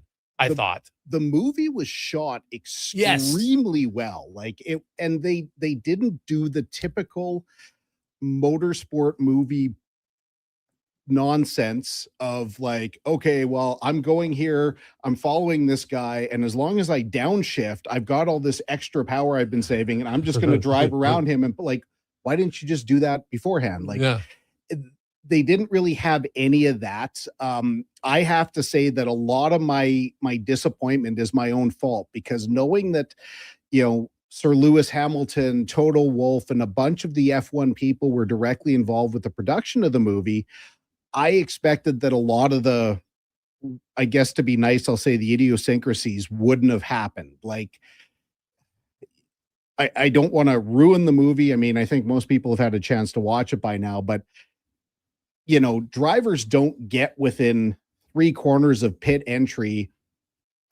spontaneously key the radio and say, okay, I'm coming in for tires now. And the team goes, oh, okay. And and there's no time lost and all the rest. Or, you put a particular set of tires on the car and the driver sits there because they said they wanted the other compound tire, and they wait like 20 seconds for the team to go get the other set of tires. There's just a bunch of that, kind of made it more dramatic, but it really kind of it soured it a bit. But at the same time, there's a scene where a car goes crazy off the track. It's launched into the air, and when we're watching it, Manda says, "Oh, that's so unrealistic." I said, "Actually, that happened." Like it was an F2 race. It was at Monza a bunch of years ago where a car got pushed. We even talked about it on the show. A car got pushed wide, hit one of these stupid sausage curbs, launched up into the air, and went into the catch fence. They made it look a little bit more spectacular for the movie, but at that corner, the exact same thing happened. So even though it might be sensationalized, there was some truth to it.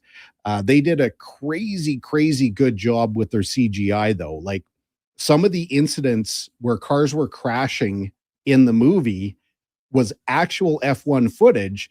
Yes. But instead of it being the Alpine cars that made contact, they computer, edited everything to make it look like the A1 GP cars. That part of it was exceptional. And the driver's perspective, the way it was shot was just top shelf. But if you're going into it, expecting to kind of watch another movie like Rush, where it was really based more in reality, you're probably going to walk away a little bit disappointed. But the shooting of it, if you want to get in, I thought that part 10 out of 10. Was excellent. Now, the season's over in F1. It's the off season, just like in every other sport. There's always going to be some changes. Red Bull. Helmut Marko is leaving Red Bull. So long, Skeletor. Yeah. Christian Horner was removed. Marko took it to make driver signings without the approval of ownership, which seems like kind of a stupid. Like that just, I guess you're in a position where maybe some people at times feel like they're invincible and they're like, well, I'm just going to sign guys.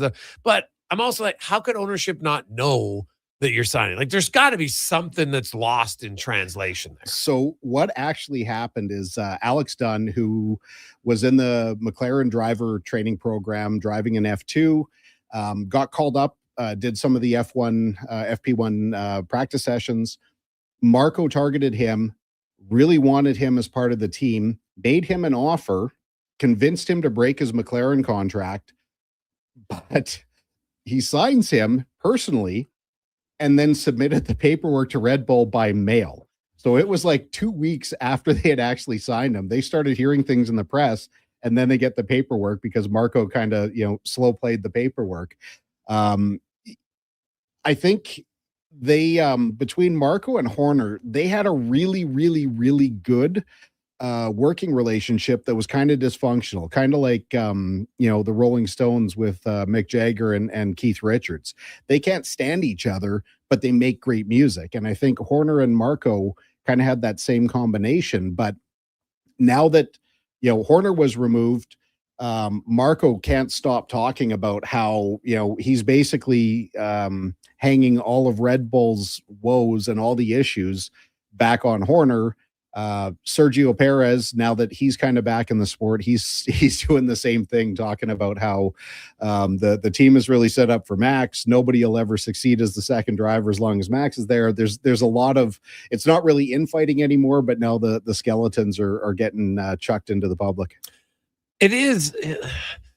I don't like, although at times like F1 just seems to like a little bit of the drama. And I do think that's a little bit more of a European thing. Like they're just like, hey, we'll air our dirty laundry publicly. Right. And that's just kind of like, if it doesn't happen, people are like, well, what's going on? It's almost like it's kind of the norm. Yeah. Marco's never been shy to open his mouth. Like, he got the team into a lot of trouble over the years, saying like, even right now, he's saying that Horner was lying about everything. He even attested, he made a comment, it was probably 2 years ago, saying that Mexicans and Latin people are generally lazy. It was I remember that. It was a live broadcast. Yes. There's a recording talking of him about saying Perez, that. right? In general, yeah. He's Marko is now coming back saying, well, Horner made that up. That never happened. Like, we saw it. Like, This actually happened. You said it. It's on record. A lot of this is really this Marco.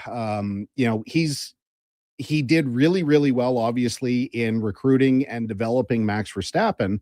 But if you take a look at the rest of his hires, and so many of these poor kids that, they get their shot in Formula One with, Racing Bulls or VCARB or whatever the hell we call that second team. The second they got moved up as, the next greatest thing in the world to nobody's really been able to run beside Verstappen except Daniel Ricciardo. Like there really hasn't been a legitimate second driver since then. They've really sent these drivers to slaughter. But one thing you've never heard Helmut Marko admit is a mistake. He's always good at telling you where everybody else is wrong and where somebody else has made a mistake. So candidly, I'm not going to miss the guy. I think he was, he had his style, but this is like, so who's replacing him? They haven't really said. They've nominated somebody to kind of handle the junior program, but I think as far as the F1 side of things, they're not really going to have a. They're not going to replace a him, special basically. advisor. They're the way that Laurent Mekies, who moved up from the junior team and kind of came last from Ferrari, he seems to really nurture people. He really seems to let people do their jobs. He doesn't look over their shoulder. He doesn't micromanage. So to have his Lauren Mekies kind of being more of an empowering team principal, where you've got kind of the undermining guy. I've heard lots of stories of these drivers saying, like, you never want to get the phone call from Helmut at 6 a.m. And he'd do that. Like, a driver would run a race, fly back home, only be in bed for like 30 minutes. And he expects that you're going to pick up the phone every time he calls. So they're like, when you get that phone call at 6 a.m., it's not going to be a good day. I don't think a lot of the drivers are really going to miss him. No, probably not. Colin, have yourself. We won't, because I know we're off. Of course, the next two Thursdays due to Christmas and New Year's Day, and then you're out of the country. So we'll have 3 weeks, and then there'll be lots of racing news to catch up in. Then, so have a great holiday, great Christmas. Yeah, same to you and Tracy and Beckett. Awesome. Let's get to the. That was the racing report brought to you by Can Torque. Let's get to the Con Man and a sports 1440 update brought to you by Fountain Tire. Man, if you don't have your winter tires today, you should get them. They'll take care of your vehicle and your vehicle only. You're focused to enjoy winter driving worry-free. Book your appointment at fountaintire.com. This is a sports 1440 update. 5 games on the schedule tonight in the NHL, getting going at 5 out in Florida. Panthers and Kings, followed by the Mammoth Red Wings. Blues host the Jets, Hurricanes in Nashville, and the Golden Knights taking on the Devils. In the association, 2 games, both at 6, Bulls, Cavs, and Grizz taking on the Timberwolves. In the AJ, you got Fort Mac and Canmore. Olds hosting Grand Prairie at 7, PWHL. Toronto hosting Montreal just after 4:30. Coming up in hour 3 of the Jason Gregor Show, we'll ask 5 questions. We'll hear Camp Tate's 2-minute warning and take a look around the NHL with Dave McCartney from SiriusXM NHL. I'm Connor Halley. This has been a Sports 1440 update. Sports 1440, a Stingray radio station. CKJR broadcasts from West Edmonton Mall and Wetaskiwin. Download the free Stingray music app and listen wherever you go. Now for today's holiday special, Legacy Heating and Cooling saves Christmas. Santa's furnace broke down in the shop last night, and the elves couldn't make any toys, that's right. So Santa called up his pals at Legacy Heating. And ho, ho, ho, golly gee, 1 year, no payments, interest-free. And the elves are working merrily with a brand new furnace from Legacy. Happy holidays from Legacy Heating and Cooling. Hold up. Are you pulling my beard? Booster Juice has 2 new booster balls for the holidays this year. That's right, Santa. The Eggnog Booster Ball and Caramel Pecan Pie Booster Ball are 2 new flavors to put some extra jingle in your step. So are you a pie guy, Santa, or a nog guy? Both! Good call. That's extra jolly. Happy holidays from your friends at Booster Juice. Canadian-born, blending since 1999. Excavators, loaders, lifts, compaction equipment, and more. Find the XCMG construction equipment you need. Available for rental or sale at Japa Machinery Group. Japa, helping build Alberta from the ground up for 50 years. Visit japamachinery.com.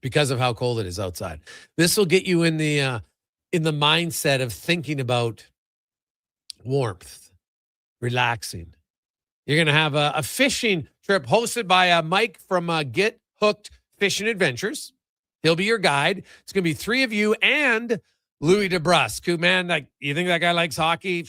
Nothing compared to fishing and hunting. Loves it. So absolutely loves it. So you're going to have a great fishing day all day.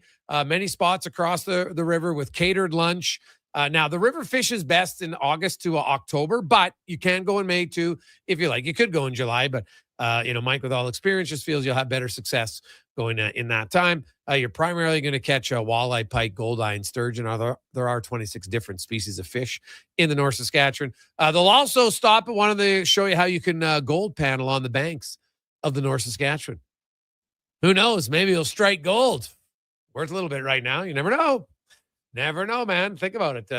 Back in the days of early days of Alberta, who wasn't loving it? The gold pan handling. Fantastic. So Marta just came in at $17.50 on the fishing package. Thank you, Marta.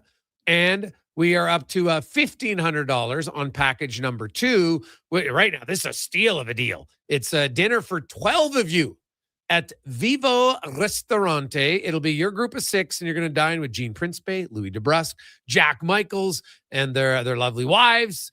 Share some stories. You'll get lots of good stuff, man. I tell you, get Gino in some of that wine. Ooh, mama.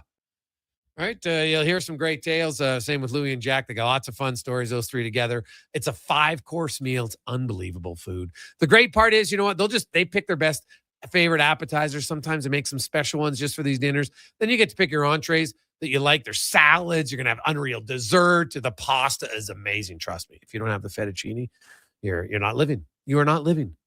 So that's going to be package number 2. Obviously, we'll pick a date that works for you. So money goes to Sports Central from the dinner, and money goes to Operation Friendship Senior Society for the fishing. So Marta's at $1,750, and we're up to $1,500 on the dinner package. So $1,700 now. Okay. Holly came in. All right, here we go. Now we're rocking and rolling. Okay, 833-401-1440.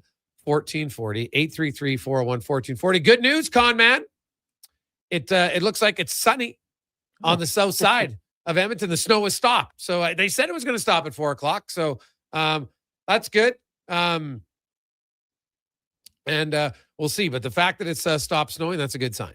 So that'll make visibility a lot better for people. Now, coming up, later on this hour, we have we're going to talk some hockey. We're going to talk a little football with later on. We got Dave McCarthy. We got Speck from Pittsburgh, DVD as well. We'll get to the 2-minute warning. Get to some of the post comments. Most of you, I think, saw it last night. Leon Draisaitl, Connor McDavid. I think it seems a lot of the texts kind of like this. Guys, you know what? At times Skinner would frustrate me, but man, I have to admit, I felt for him last night when he sees all his former teammates celebrating, and the fact that he went from a 2-time Stanley Cup finalist to a team that isn't close to the playoffs. Pittsburgh does not look good. Yeah. Hey, the Pens, that's what I've said, man. Like, I can understand, like Sidney Crosby, you know what? He needs 2 points to break Marilyn Lemieux's franchise record. And I understand that you've been there the whole time, but don't you want to win? Don't you want to at least have a chance to win? I wonder. And like, if you're Sidney Crosby, if you're even remotely considering, you know what, maybe I want to get traded, this is the year to do it. Don't wait till next year, because if you do it this season, the team that acquires him gets 2 playoff runs, maybe more, because the way Crosby's playing, he could definitely play more than 1 more season. Right? And so you can say the franchise, you know what? It was an amazing thing, but I move now. At least I'm giving the franchise probably another first rounder, maybe another good prospect opportunity. Now, maybe Crosby says, you know what? I think my experience, I can help the young guys, Kindle and others, learn how to be a professional. So there is some value in that. I can't argue that. There is some value in it, but I just wonder if the losing for him, he hasn't won a playoff series since what, 2018, 17? I don't see them making the playoffs this season.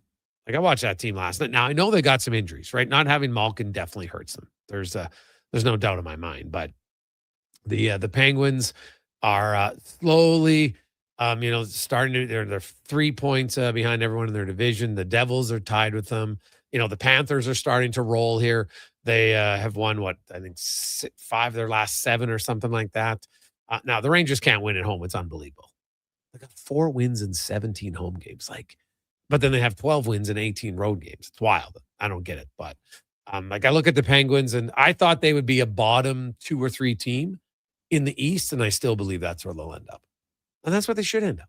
They just don't have enough talent. They don't. A lot of older guys who are, future Hall of Famers in Crosby and Malkin, probably Carlson. Letang, maybe. I don't know if he's a Hall of Famer, but really good player. And they don't have enough after that. Not even close. So we'll see where they go from here. Gregor, what about the one team legacy? Do you think that matters to Crosby? Maybe. But I look at, does anyone really care? Do they look different at Steve Yzerman, Mario Lemieux, Joe Sakic than they do Mark Messier, Wayne Gretzky, Gordie Howe? Do you look at them different because they didn't play with one organization? I don't know. I don't. I'm he was a great player. He played for a few different teams. That's kind of how I see it. So I don't have much of an issue with it, to be honest. So wouldn't you rather be the guy who played in meaningful games down the stretch in his career versus the guy who played for one team and didn't have a sniff at the playoffs for the end of his career? Yeah. Messier left. He won a cup in New York. To me, that only added to his legacy. He could have hung around Edmonton, sure, but he went and did that. Now, Vancouver, yeah, that was a blip on the radar. But you're not going to have success everywhere, for exactly. Sure. You can't just carry every franchise. But, I'm with you. I don't think about the greats and think, well, they only played for one team. That's what really separates them. Maybe person to person. We got this question. Hey, Greg's, what about the story of the Penguins sale? Does Lemieux still own a part of that team? How would this affect Crosby staying? If it was loyalty in part to Mario, the new owner's big rebuild coming from Darren. Well, my understanding, Darren, is that Mario Lemieux will retain his minority share through this transaction, right?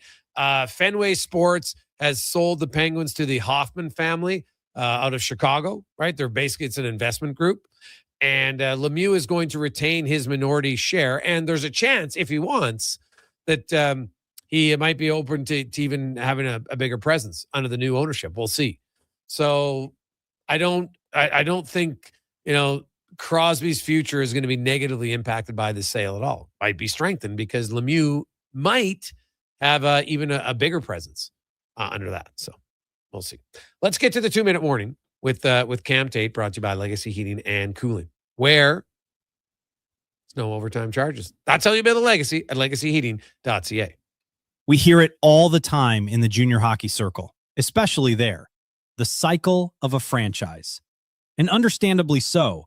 Junior hockey is a precious bridge from minor hockey to the bright lights, big arenas, and bigger dreams of the NHL. So when a core group of players gels together at, say, age 16, they grow up together, they lose together, they win together, and they stay together until that final 20-year-old season. Rinse and repeat. But here's the question. Is this reality just and exclusively for junior hockey? Or for that matter, any junior sports team? I say no. I remember after one Edmonton Oilers Stanley Cup win, general manager and coach Glenn Sather said something that stuck with me. The next year's team, he said, would be different by about 15%. Not because they wanted it to be, but because it had to be. Times change. Bodies change. The league adjusts. Opponents catch up. And in sport, the wear and tear is undefeated. Which brings us to today's 2-minute warning poll. It concerned the Kansas City Chiefs, a dynasty, some said, who last year made their third, yes, third, Gregor, straight Super Bowl appearance. This year, they ain't going to make the playoffs. So we asked, are you surprised Andy Reid and company aren't in the postseason? The results are in. 25% said yes, they're surprised. The other 75% said no. No shock, no gasps, no dynasty lasts forever. Only in junior hockey, you say? I don't think so. The cycle is universal. The clock is always ticking, and eventually, every team hears the warning. Watch for another poll tomorrow. This has been the 2-Minute Warning. Gregor, Halley, Kruger, Tater, Sports 1440. Nice. Tater, he's loving his polls right now. Fantastic. Get to the polls, as Tater would say. Excellent. 833-401-1440, 833-401-1440. We'll take a quick break. We'll come back. Dave McCarthy will join us. We've got some more bids coming in the month of giving. We'll get to that and more on the Gregor Show, presented by PlayAlberta.ca. Your New Year's Eve plans just got a major upgrade. On the Rocks is throwing the ultimate party to launch you into the new year with a bang. The legendary Tall Boy is hitting the stage live, providing the soundtrack for an unforgettable night. A 3-course dinner is available to kick things off before the main party starts. This is how you celebrate New Year's Eve. Dinner and a party tickets are available now. Book your spot online at ontherocksyeg.com. At Fountain Tire, success is a team effort. They're committed to their team members and their customers. And that means treating your vehicle like it's their own and finding solutions that suit your needs. Because whatever the road brings ahead, they're on it with you. Visit fountaintire.com today. Boxing Week blowout starts early at the Brick. Find real Boxing Day prices early and beat the rush on the 26th. Score the best deals on electronics and appliances, plus save up to $1,000 off sectionals. Buy more, save more. Up to 25% off bedroom and dining, and up to 40% off mattresses, and $500 off big screen TVs. Don't wait for the crowds. Shop the Brick's Boxing Week early access event. Some exclusions apply. The Brick, saving you more. The longest running basketball show in Canada airs every Saturday morning at 10 on Sports 1440. Hoop City with Paul Sir introduces a new generation of basketball talk, and it's right here on Edmonton's home for sports, Sports 1440. Vinny and Don in Hockey are dedicated to skill development for all hockey players. If you know a student athlete interested in growing as a person and a player, register for a free shadow day. Beginner or experienced, this program develops a student athlete skill in a supportive environment. It's a great opportunity for prospective student athletes entering grades 3 through 12 to see what Vinny and Donnan have to offer. Visit vinnyridge.epsb.ca or donnan.epsb.ca for more info and to sign up. Summit Restaurant, located in the heart of the Silent Ice Center and just minutes from South Edmonton Common. Summit is your destination for exceptional house-made pizza, delicious entrees, and expertly crafted cocktails. Experience the perfect blend of flavor and ambiance in a modern setting. Join us for a straightforward yet elevated dining experience where our commitment to quality speaks to every bite and sip. Make Summit Restaurant your next night on the town. And what can I get for you this year, little fella? I want a new Ford F-150 with the FX4 package. Adults need toys to play with on Christmas morning, too. And Nisku Ford has the best toys in town. If you decide to wrap one up, you can get rebates as high as $10,000 or choose interest rates as low as 0%. This Christmas, get the toy you really want. Your holiday visits or NiskuFord.ca today. Above expectations. It's a time for caring, sharing, and time giving. OPT Inc. asks you to look upon this festive season as an opportunity to help others. It is the best gift of the year. Wishing you a truly Merry Christmas from Roger, Tina, and Bernie Masson.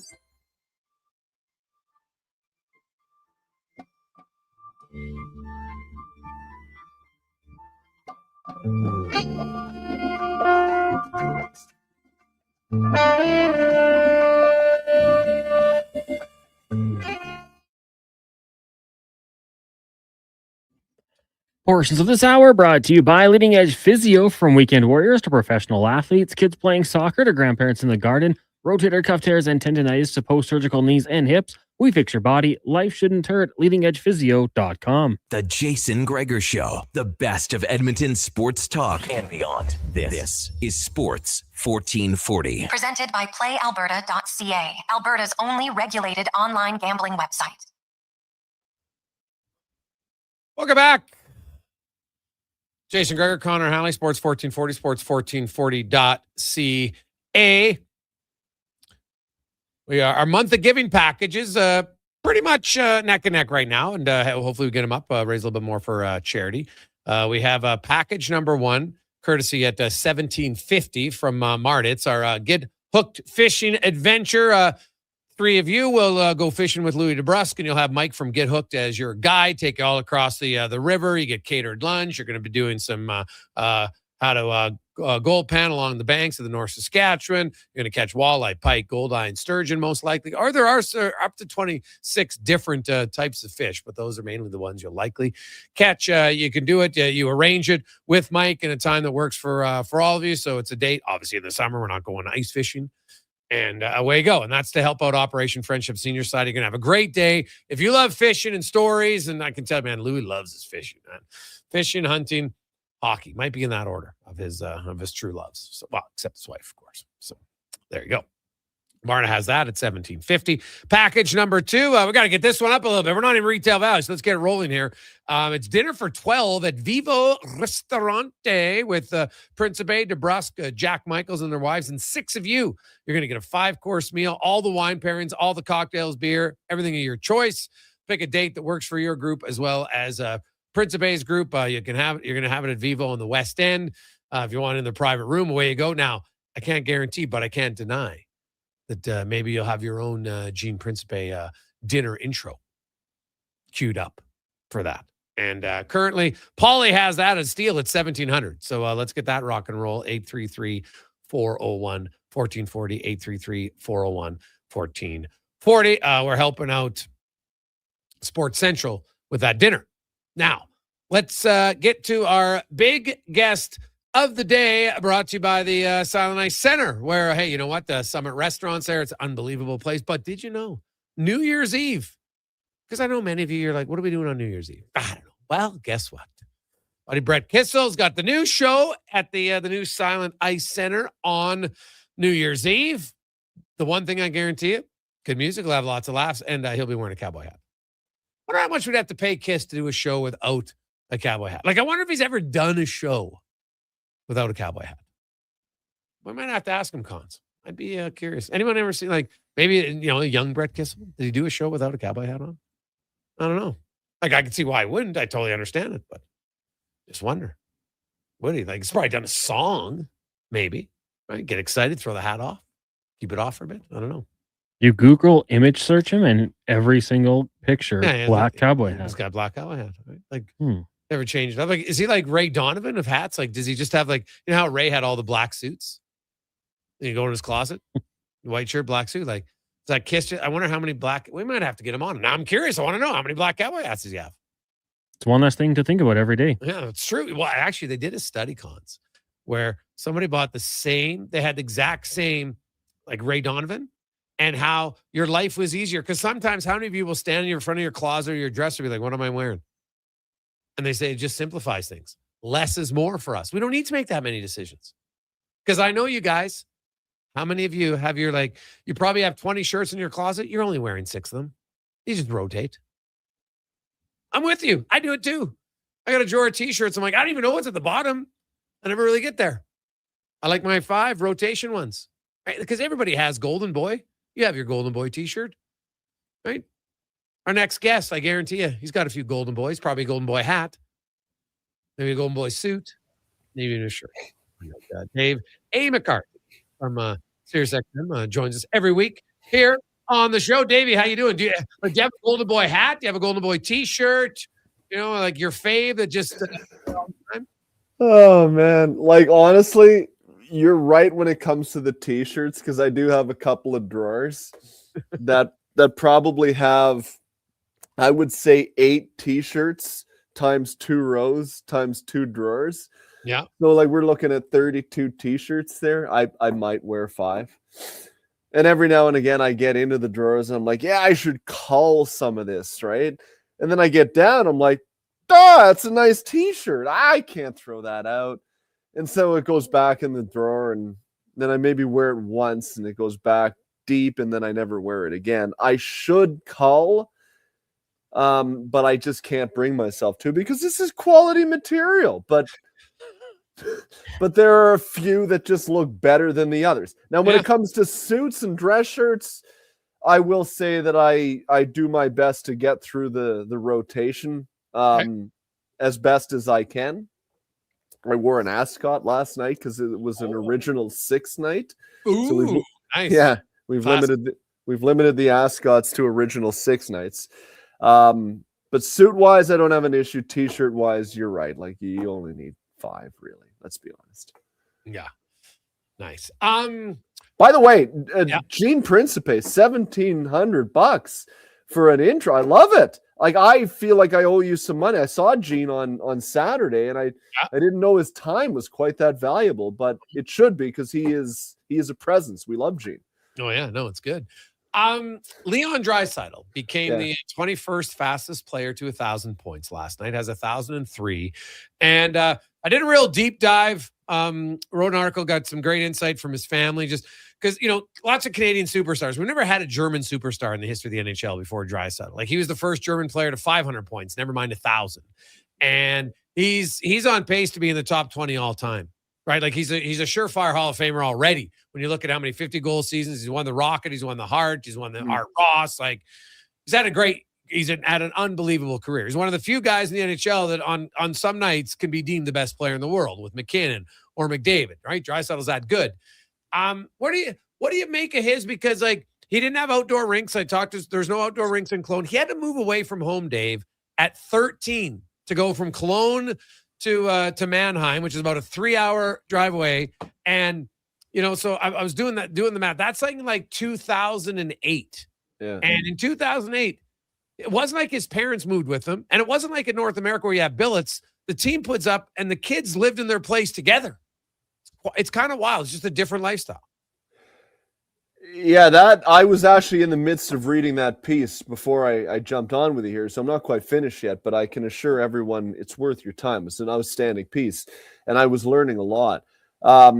Like, where do I put him amongst the greatest players of all time? Like, he's got to be up there. Like, could he get into the top 10 before it's all said and done? Maybe. I mean, he's the type of guy that puts up 3-4 points a night for fun. Like, I opened the Oilers box score last night, and it's like, 4 assists for fun. The Saturday night against the Leafs, what do you have? 3 assists for fun. Like, no big deal.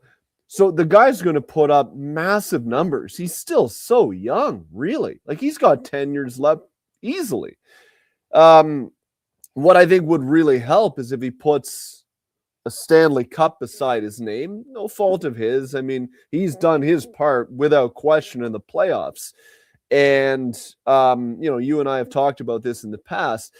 It's difficult to hold against players of his caliber, whether you win or not, because hockey is not a sport like basketball where, if you're LeBron James in his prime, you dump the ball down to LeBron, he scores, he gets 35 points a night, and he can pretty much drag his team to an NBA final every year. And he did. Like, it was LeBron and Steph for how many years in a row back in their primes. Hockey's not like that. So it's difficult to hold that against players of Draisaitl's caliber. But at the end of the day, I think to an extent it is, rightly or wrongly. Now, if he can put a Stanley Cup beside his name, again, he comes from Germany. Is he going to get Olympic gold medals? Probably not, right? Just by virtue of his passport, he's probably not going to win Olympic gold medals. But that shouldn't diminish his greatness, because he is really as good a player as there is in the game. You look at his playoff numbers, they do get better. Oh, yeah. Than they are during the regular year, and they are already great during the regular year. So there's something to be said for that. He does his part in the postseason. And so I think by the time it's said and done, he's going to have massive numbers he's a Hall of Famer today if he doesn't play another game. I think he has the chance to get up into the top 10, 15 who have ever played the game because he really is just that dominant. The interesting question is, and I think a lot of people compare him to Evgeny Malkin in Pittsburgh, to Sidney Crosby. If he did not play with Connor McDavid, how good would he be? That's an interesting question. And I'm not saying it in a negative light. I still think he'd be great. Does he benefit with playing with Connor? Sure he does, of course. Not his fault that he got drafted. It helps.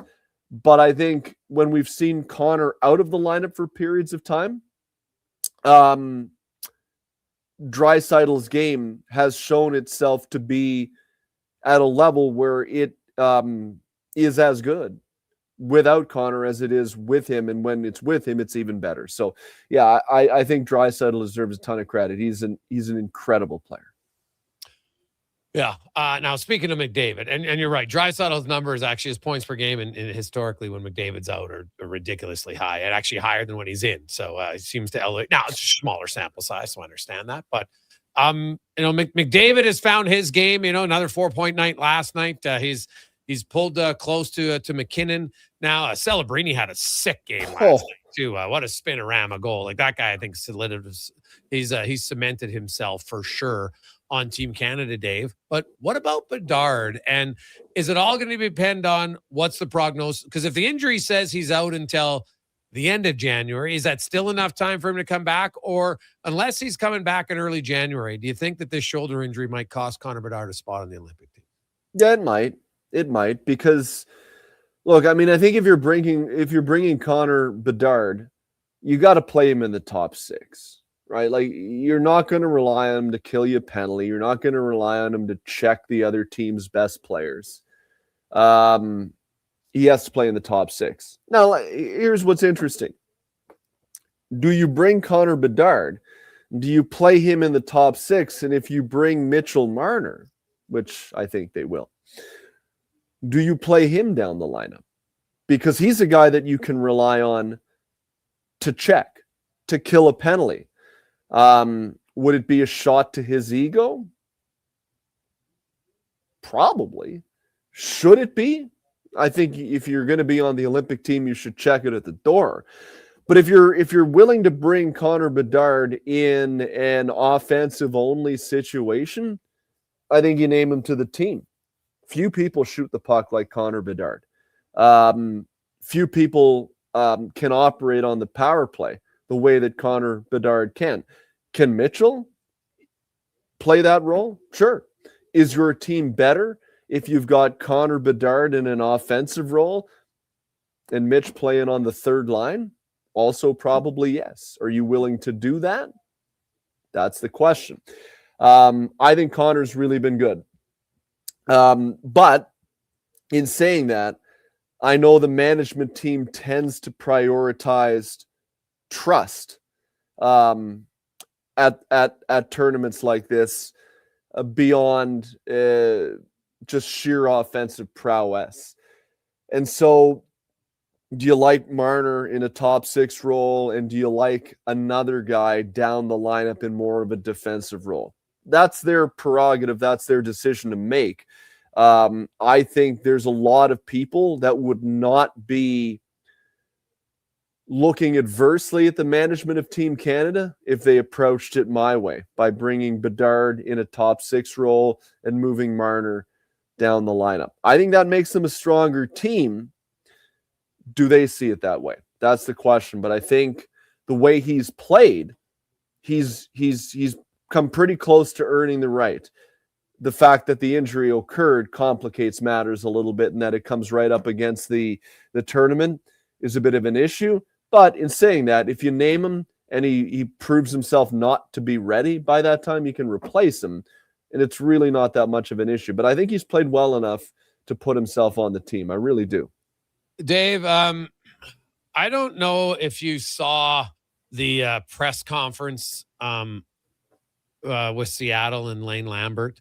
It was weird. They only allowed their Kraken media people to ask questions, and lots of them never ask questions anyway. That might have been one of the dumbest, most thin-skinned decisions that I have ever seen. And if I was a Kraken media, any other guy, I just would have walked up and left. Right. And this isn't, to me, this is when the fact that the organization hasn't come out and apologized and said that will never happen again, that shows me they have no direction. They have zero leadership in where they're going. Yeah, like, to be fully forthright with this, I just saw this about an hour ago when I was sitting down and just reviewing some stuff before I came on with it. So I haven't fully checked into it myself. What I would say is, this is going to sound a little bit arrogant, but that would never happen in a city like Edmonton or Toronto or New York. I need to check into this a little bit further because I need to know how this went down. What do you mean only the Kraken team media was allowed to, were they not in the room? Were they barred literally from the room? No, I don't know. He was at a podium because most of the coaches now sit at the podium. Right. And only a team employee was allowed to ask questions. But so my point is, what do you mean allowed? So the PR... Yeah. The PR guy was only. Yeah. Do you think in Edmonton or Toronto that stops guys like you and I from asking the questions anyway? It's fair. You just would have used your voice. Say, what are you doing? Not a chance. Yeah, it's not a good look at all for the organization. Horrendous look. To me, it shows you I have never loved Seattle's decision making, and I've said it. This is not hindsight.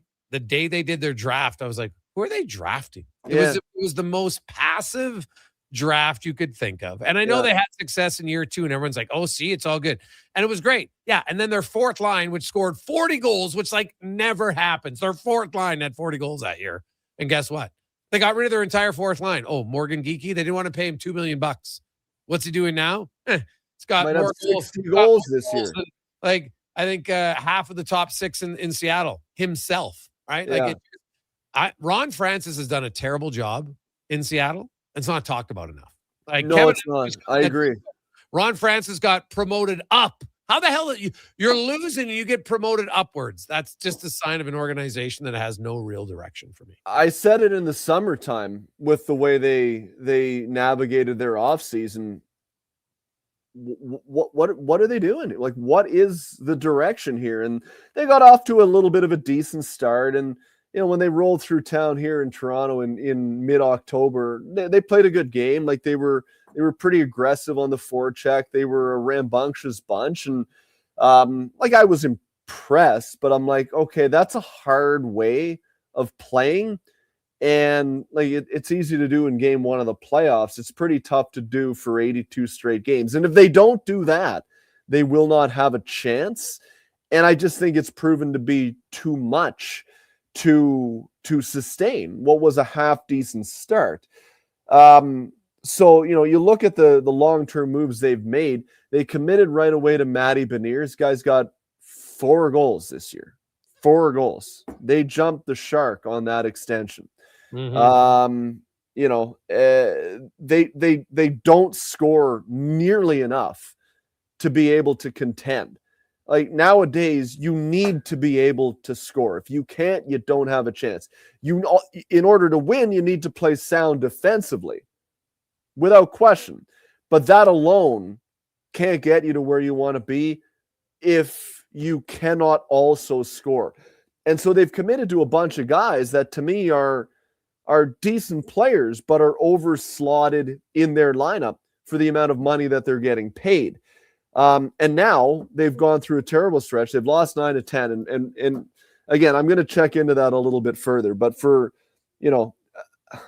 if that's what happened, if a PR rep went to the front of the room and said, only these people will be allowed to ask questions, that won't happen in Toronto. You want to see mutiny on your hands, that'll do it. And that's just a really, really bad look. Oh, it's a terrible, terrible look for them. One last one. Every week that passes, we don't really get much separation in the Eastern Conference, right? You got, you know what? There's a little bit, but not much. You look at Montreal's in the second wildcard spot. They're 1 point ahead of Pittsburgh. The Pens have a game in hand. They're 1 point ahead of the Devils, 2 points against the Panthers, who have a game in hand. They're 2 points ahead of the Rangers, 3 points ahead of the Maple Leafs, who have games in hand. Like, it is not much separating them, right? Like, there's, I don't know. Like, this is the most unpredictable for the East. I think the West has 7 teams that I could comfortably say are playoff teams. Yes. Colorado, Dallas, Minnesota, Anaheim, Vegas, Edmonton, LA. No particular order. After then, and even LA, maybe 6. I'm not sold that much on the Kings. I think they'll figure it out, but maybe not. The Kemper injury could hurt him for a week or two. But like the Sharks, the Kings, the Mammoth, the Jets, the Blackhawks, like I'm not sure any of them are that good. But what about the East? Is there anybody you look and say, you know what? I think they're better than the record, and I'm very confident that they will make it, excluding like Carolina and Washington and Tampa. Yeah, like Florida's starting to get it together a little bit here. They've won a couple in a row. They won 5 of their last 10. They're only 2 points back in Montreal. They have a game in hand. They've done it all without Matthew Tkachuk, who, might come back in 3 weeks' time. If they can get him back, that'll help them. And there's just so much pedigree on that team. I look at them and say, I can't count them out yet. Like the New York Rangers, Jason, they've been shut out in 35% of their home games to this point. 7 times. 7 times. By the worst team in the league last night. It's wild. It's a tough look. The Leafs looked like they were in deep trouble last night, and then they played 3 minutes and they won a hockey game. If they hadn't won, they would have been 5 points back as opposed to 3. And man, when you're at this point, 3 is like, yeah, we're right there. 5, you're like, oh boy, we're in deep trouble now. So they kept themselves back into the mix. The Senators, like Linus Ullmark, brother, make a stop one of these days. He has been no good for the amount of money they're paying him. So I'm not that convinced with Ottawa. If we look and we say I think the Capitals are going to be in. I bet on them ahead of Philadelphia at this point. Tyson Forrest throughout the rest of the year, that doesn't help them. I think the Capitals are going to be fine. So let's call it in the Metro. Carolina, I think the Islanders are going to be in. I really do. They've really impressed me. Okay. And I don't see them dropping off. So let's call it Carolina, Islanders, and Washington in the Metro. In the Atlantic, I think, like, honestly, I don't even know at this point. Detroit, who knows? Boston, I didn't expect them to be this good. Do they have a reckoning at some point where the bottom falls out, where they've been overplaying through the first third plus of the year? Maybe. Tampa, I think, should be good, but man, Victor Hedman out for another 6 weeks. That's pretty bad, especially when Eric Chernak's nowhere to be seen and Ryan McDonough's nowhere to be seen and Vasilevsky's been banged up. They've got a ton of injuries right now. I think it's super wide open still in these. So it's almost wild to say, but I think it's too early to answer that question definitively, other than to say, let's not count Florida out. But even if they get in and someone else comes out, I still think there's a lot of spots to be had there in the East. It is as wide open coming in on almost a half season as I can ever remember. Yeah. Davey, great stuff, my man. We will chat with you next Tuesday on the 23rd. Have yourself a wonderful day. Good to know you're back on the 23rd. I didn't know if it was vacation time, so close to Christmas here. Yeah, we'll be here on Tuesday, but then we're off on our show's off. The morning show's on Christmas Eve, but then we're off. Beautiful. Once you get to noontime, most people leave at noon. We want to get home. We want some family time, so that's what we're doing. Exactly. We'll talk to you next Tuesday, buddy. You betcha. There's Dave McCarthy from Sirius XM. We got some bids coming in. We'll update you on that when we return on the Gregor Show, presented by PlayAlberta.ca. We want orange. Give us the orange. We want orange. Bring back the orange. You got it, Canada. Booster Juice orange smoothies are back by popular demand. The original, the marathon, and orangesicle smoothies are back and bursting with tangy zest of oranges. They're Canadian favorites. Orange, you glad they're back? Only for a limited time. So squeeze the day, smoothie lovers, and head to a Booster Juice near you now. Booster Juice, Canadian born, blending since 1999. I'm Gene Principe, bringing season's heatings from Legacy Heating and Cooling. For Yuletide comfort, you'll love this Christmas. You should. Call Legacy. Call Legacy. There's no better way to fix your furnace. You just. Call Legacy. They're professional, never rude, Dolph. You should. Call Legacy. Call Legacy. Plus, no interest and no prince of payments for 1 year when you buy with Legacy Heating and Cooling. Across the province, Albertans are taking their shot on Play Alberta. With casino winners every hour, jackpots worth millions, and revenue that stays in the province, there's never been a better time to sign up. Right now, our listeners can score a $50 free bet when they make a minimum $50 deposit with code Gregor50. That's code Gregor50 for a $50 free bet. Start playing with your game sense today to find out if you're Alberta's next winner. The job isn't done until the last load is hauled, and having a semi-trailer out of commission is not an option. Whether replacing or adding to your convoy, Edmonton Trailer has a huge inventory of new and used semi-trailers, trusted by the gravel, logging, oil field, fluids, and freight industries. Find a trailer right for you online or at one of their 3 locations. For sales, service, parts, rental, and finance, when you're in it for the long haul, Edmonton Trailer. Sports 1440 is your front row seat to the wild world of sports. Local legends, national headlines, and everything in between. Your game, your station. This is Sports 1440. Top quality flooring, locally owned, and Canadian products from Beaulieu. Yeah, that's CFI. CFI what? No, CFI, Custom Floors Inc. From free estimate to professional installation, contact Custom Floors Inc. at customfloorsinc.ca. I'm Grant Fedork from Leading Edge Physiotherapy, and sadly, some people think orthotics are just glorified shoe cushions. But I've seen a runner drop 8 minutes off her marathon, a grandmother ditch her painkillers, and a 12-year-old nail her long jump, all thanks to custom foot orthotics. So if your feet are screaming for help, flat, high, or funky, that pain's heading to your knees, hips, even your lower back, our professionals will assess you and, if indicated, custom fabricate a pair of orthotics made just for you. Happy feet make a happy person. Feet shouldn't hurt. LeadingEdgePhysio.com. Ring in the new year with a Canadian country legend. December 31st, in concert at the Silent Ice Center in Nisku. Brett Kissel. She drives me crazy. With special guests Haley Benedict and Morgan Clyburn. Bring your friends, your cowboy boots, and your party spirit for a night full of hits, celebration, and unforgettable memory. Hosted by Chris Sheets. The countdown to 2026 starts with Brett Kissel live on stage. Get your tickets now at silenticecenter.com/events. You and I in a little toy shop. Buy a bag of balloons with the money we've got. Set them free at the break of dawn, to one by one. Portions of this hour brought to you by On the Rocks. The Oilers are back in action, and OTR is ready to be your hockey headquarters. $5.75 Molson Canadian, 69-cent wings, and play, score, and win every game. See more at OnTheRocksYEG.com. This is Sports 1440, where Edmonton talks sports. On YouTube, Facebook, and X. Here's Jason Gregor. Brought to you by PlayAlberta.ca.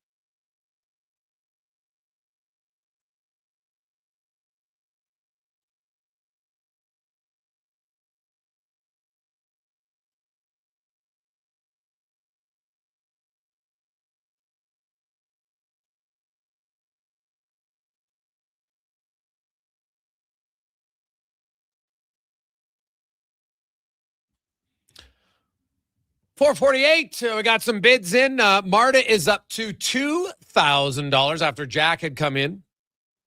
She's up to $2,000 now on our month of giving fishing package, courtesy of our Louis DeBrusque and our friends at Get Hooked Fishing Adventures. You and 2 friends along with Louis DeBrusque, we're going to be having a fun day of fishing. If you're an outdoorsman, outdoors woman, you like fishing, this is the one for you. You fish all day long, many different spots along the river. Mike from Get Hooked is your guide, so he knows all the great spots. You stop, you get a catered lunch. It's unreal. You also will take you on, and you can learn how to gold pan along the banks of the North Saskatchewan. Of course, you pick a day that works. August to October is when the water clarity is its finest, and that's usually when it fishes best. So keep that in mind. But you'll be able to you'll be in touch with Mike and Louie, and you'll figure out a time in the summer that works for that. So that's up to 2,000. We're at 1,850 on our. That's still the deal right now.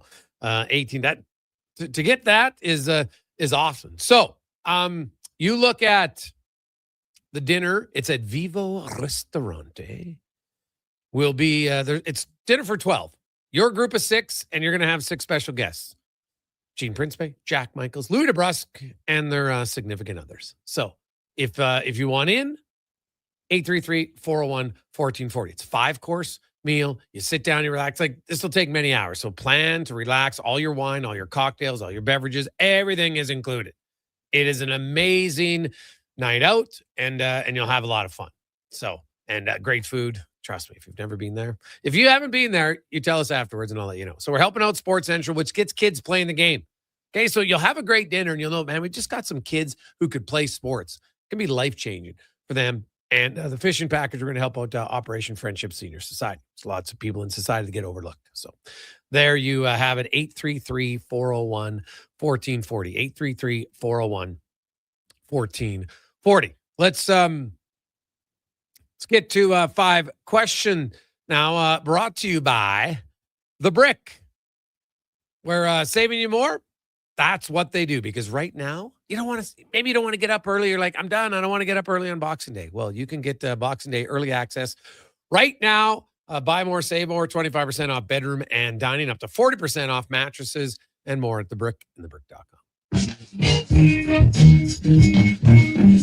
It's time for 5 questions on the Jason Gregor Show. All right, Jason, question number 1. What would you say was your biggest takeaway from the Oilers' win last night against the Penguins? Vasily Podkolzin is he's on a ripper, man. That guy scored again.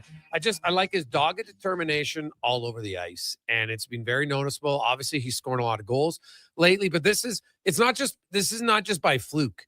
This is a player who puts in a lot of work to improve his scoring. His effort is the doggedness that's kind of always been there, right? But you look at how many guys in the NHL have more goals 5-on-5 than Podkolzin. How about 21? That's it. He's tied for 22nd in 5-on-5 goals. Guys like Alex Ovechkin, Kyle Connor, Marty Necas, Kirill Kaprizov, Vasily Podkolzin at 5-on-5. He's been excellent. He had another good game. Yeah, it's a good one. I mean, I said earlier, I liked how they responded after the Penguins scored goals. And I just seeing Connor McDavid put up the 4 points, I thought, he must be getting close to Nathan McKinnon, because McKinnon had such a big lead in the points race. And temporarily last night, he passed him. So that the Connor McDavid we know, I think, is back. 20 points in his last 8 games, 8-game scoring streak, 9 goals in those games. He's back, and he's playing some really good hockey along with a few other guys, including Leon Draisaitl, who had 1,000 points last night. So since he's reached the accomplishment, now we turn our attention to Ryan Nugent-Hopkins, 227 points away. He turns 33 this spring. Gregor, will he reach 1,000 points? And if so, when will it happen? Go ahead. I'm going to say yes. I want to see him get there. I think that'd be pretty cool. You go back to the last few years, 50, 60 points, obviously, that 104-point season. I don't think we're expecting that. So, makes it to age 38. I think it's going to take some time, but I'll say he does get there, and it's going to take him 4 seasons after this one.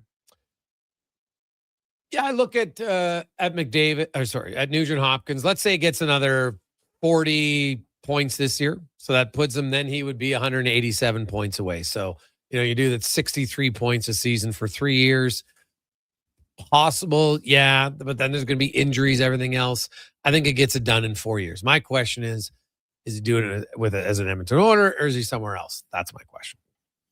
Could you imagine? Question number 3 for you. Tua Tagovailoa benched this weekend in favor of rookie Quinn Ewers.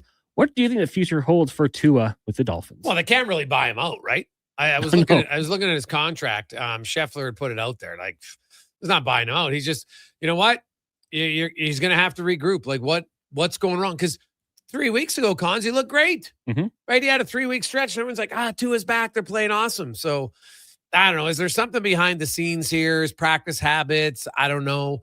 But his numbers have not been great. There's no doubt about that. So, he's going to have to figure it out. Like, you know what? He wouldn't be the first young QB who struggled. So if I'm the Dolphins and I look at Sam Darnold and Baker Mayfield and all these other guys who, after a few years, they played pretty decent. Not superstars, but pretty good. Why can't Tua be the same? Rather than let him go somewhere else and then he becomes the quarterback he thought he would be. So now it's the Dolphins, so I'm not holding my breath. Well, I mean, $53 million. I believe it was $90 million if they were to move on from him in dead cap. That is just an absolute killer. The injuries scare me. He's still just 1 or 2 hits away, and you just don't know what the future is going to be. And I've never really loved his arm strength. I've always thought if you get to those cold divisional games in Buffalo, in New England, is he the guy that could march down the field and win you a football game? I don't know if I've seen it. So I don't think there's anything they can do. I think they have to, regroup with him next year and hope that he can find his game. And, Tyreek Hill, we'll see if he's back. He tweeted out something today that might have you questioning if that's going to happen, but they just got to hope he finds his game. And like you said, maybe it's a change of coach and, they become more of that ground game with Devon Achane, who's a heck of a back, but not a great situation. I'm a little surprised they pulled this move here, unless there is some sort of injury. Question 4, Bo Bichette informing suitors today that he is willing to play second base in the future. Do you think that changes anything when it comes to negotiations with the Blue Jays? Not really. Like, as if they didn't know this. Like, to me, this is Bo Bichette saying, geez, maybe I'm not going to get the money I thought I was going to get. So, everybody, all you got to do is track his numbers. He's not a great defensive shortstop. He's an unbelievable hitter. So, yeah, if you can put him at second base where he doesn't have to, it's less range, right? You don't have as many balls there. So, yeah, it makes perfect sense. Why not? Because he's a really good hitter. So, this to me, I probably would have said it a long time ago. I understand if you want to play shortstop, but do you want to play on a competitive team? That's probably more fun. So, yes, will it help the negotiations? Well, I don't think it changed. I think the Jays told him, hey, we have the best defensive shortstop in baseball. So why don't we have the best defensive shortstop play shortstop, and you can play second base and be one of the best hitting infielders in the league? It's a win-win. Yeah, I mean, and that's what I think he's being paid for. Like, yeah, he can get the job defensively. He's not going to be the best, but he can be effective. But it's his bat is where he does the damage, and that's what's going to get him paid. So I think it's good to show some flexibility, kind of show, hey, I'll do what the team needs, but you got to pay me for the bat. So I don't think it's a bad idea for him to pull this move. Question number 5 for you was on this day in 1989. The Simpsons was premiering on Fox TV as a full animated series, not just the clip shows. It was Simpsons roasting on an open fire. So in honor of that, can you give me a favorite episode and a favorite character outside of the Simpson family? Go ahead. Rainier Wolfcastle, the actor who portrays McBain. I think he had some pretty good moments in the series. Some good lines. Favorite episode, like too many to just pick one. But the episode with Hank Scorpio, when Homer and they move to the new city and Homer gets the new job and, there's the hammock district. I thought that episode had some really good lines. Also, Homer Goes to Space is a good one. I could name a bunch, but I'll stop at those two. Probably my favorite episode might have been when Homer buys a lobster, Pinchy. And then remember when he's crying, oh, Pinchy, and then he's biting him like, oh, Jay's so good. Like, it was such a classic Homer. That Pinchy makes me laugh a lot. So I would probably go with that one. As far as a favorite character outside of the Simpson family, wow. I'm probably going to go with Willie, right? When he rips off his shirt and he's just shredded. He's got the 6-packs, got the accent. But man, there's lots of good ones, right? Like even Flanders is kind of annoyingly funny at times, right? Like just how he can irritate Homer. The sisters, they're kind of classics. Patty Selmer, yeah. But yeah, I'll probably go with caretaker Willie. Oh, when he rips his shirt off and says, "Grease me up, woman," and she's like, "Okie dokie," or whatever, like just nonchalant. Yeah, he's got some moments. Oh yeah, so too funny. Good stuff. Ed came in at $2,000 on our dinner package. So here we go. We got a final hour here. Let's get this rolling here. 833-401-1440. 833-401-1440. Got a lot of texts. Hey, guys, what about Barney when he kept drinking? Oh, yeah, that wasn't a great one. What about the Mr. Plow episode? Yes, that was him and Barney have like rival plows. That was awesome. So, man, there's a good one. Hey, guys, Tua calling out McDaniels earlier this year may have something to do with him. They kept him in there until they were mathematically out. So why play him now? Look at the rookie. Don't call it benching from Honest Joe.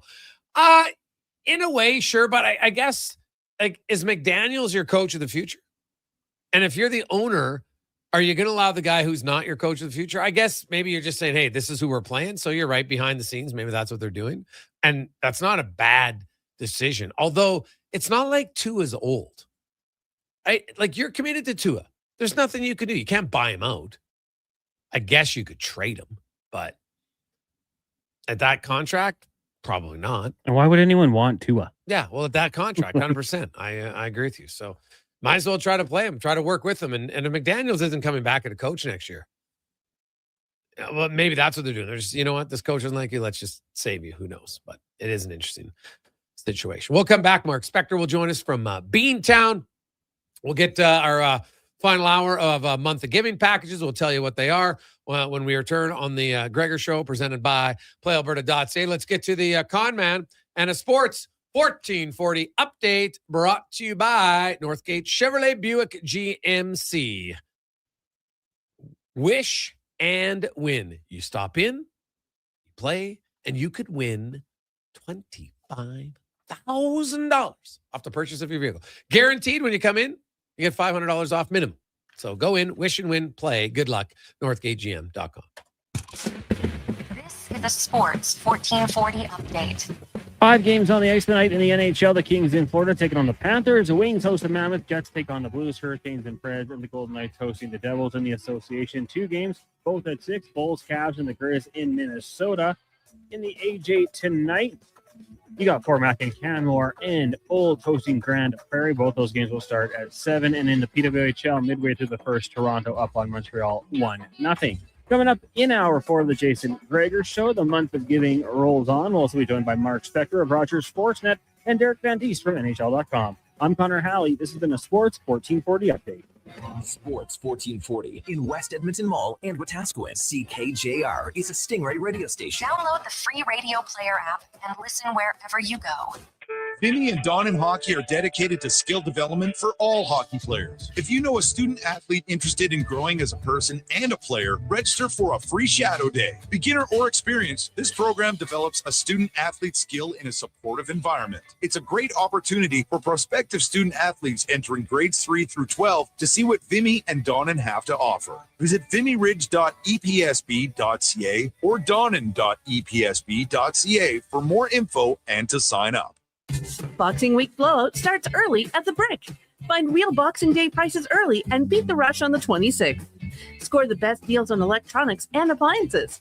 Plus, save up to $1,000 off sectionals. Buy more, save more. Up to 25% off bedroom and dining. Up to 40% off mattresses. And up to $500 off big screen TVs. Don't wait for the crowds. We hear Shop it the all. Brick's Boxing Week early access event. Some exclusions apply. Jason Gregor, The Connor. Brick, saving you more. The longest running basketball show in Canada airs every Saturday morning at 10 on Sports $2,000 1440. after Jack. Hoop City with Paul Sir introduces a new generation of basketball talk, and it's right here on Edmonton's home for sports, Sports 1440. Picture this. You're sleeping and you're awake, but it's a good day because you're about to make your way to McDonald's to pick up some breakfast. Fast forward, you're there. But what's this? You can now get all those breakfast classics penny style with rich, creamy hollandaise style sauce. A happy little tear rolls down your cheek. You grab your small McCafe premium roast coffee, still just $1 plus tax every day. And see. Get up and at 'em with the Egg McMuffin. At participating McDonald's restaurants in Canada. Prices exclude delivery. You matter. Your mental health matters, and you're braver than you think. Not Alone is an organization focused on creating a space of acceptance and support through tough, meaningful conversation. My name is Tyler Smith, and you are never alone. NotAloneCo.com. It's okay to not be okay. Get ready, Edmonton. Glow Christmas Festival returns to light up the Edmonton Expo Center from December 4th to 31st with dazzling activities for the entire family. Wander the glowing trails, meet Santa in his sleigh, and shop from over 30 local artisans and vendors with handcrafted gifts and holiday treasures, perfect for everyone on your list. Get your tickets and learn more about what's on this season by visiting the calendar of events at edmontonexpocenter.com today. It's the most wonderful time of the year. People are happy and children are grinning from ear to ear. Brentridge Ford hopes you enjoy the little things this festive season. Merry Christmas from Richard, Leslie, and the staff at Brentridge Ford in Wetaskiwin. He's heading into the driveway. Temperature's dropping fast, folks. He opens the hood and, oh no, the battery's on thin ice. Yeah, that's a tough break, Tim. I mean, you can't expect to compete and win with weak parts in your game like that. But wait, he's made a clutch move. He's gone to Napa Auto Parts for the win. They've got batteries, winter-grade oils, antifreeze, and wiper blades built for cold Alberta conditions. That's a championship play, Tim. With over 85 Alberta locations, visit your local Napa store today or shop online at napacanada.com. That's Napa know-how.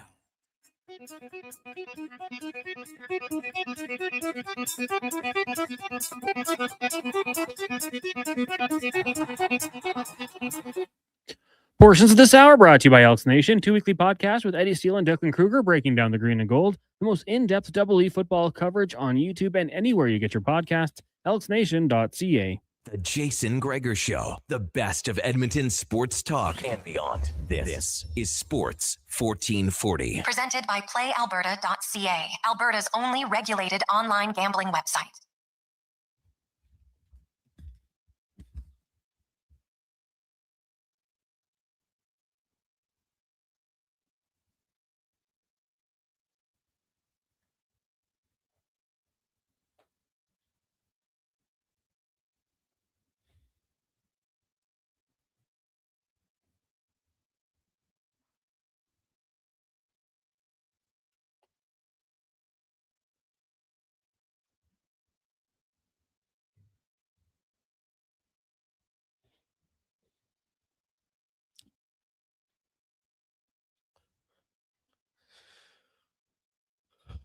.507. Man, there's been a fleecing. We might have to talk about this in a sec. Welcome back, Jason Gregor, Connor Halley, Sports 1440, Sports 1440.ca, YouTube, Facebook, X, Instagram.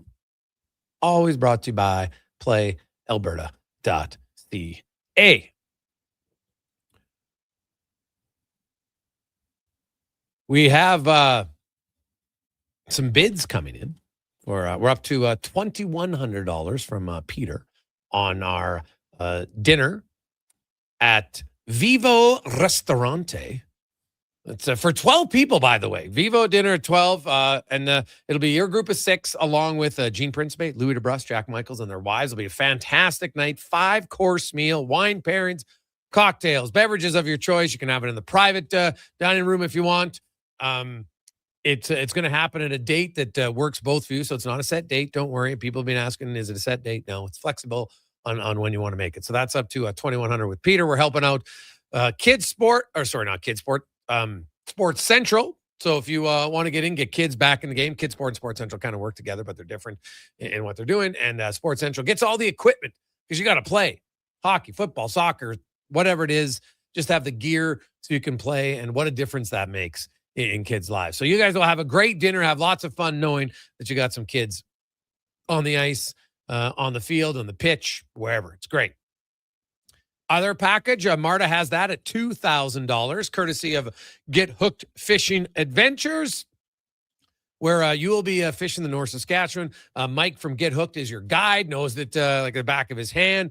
You'll stop at many different spots. You fish all day long. You stop. You have a catered lunch in between. You're going to learn how to gold pan.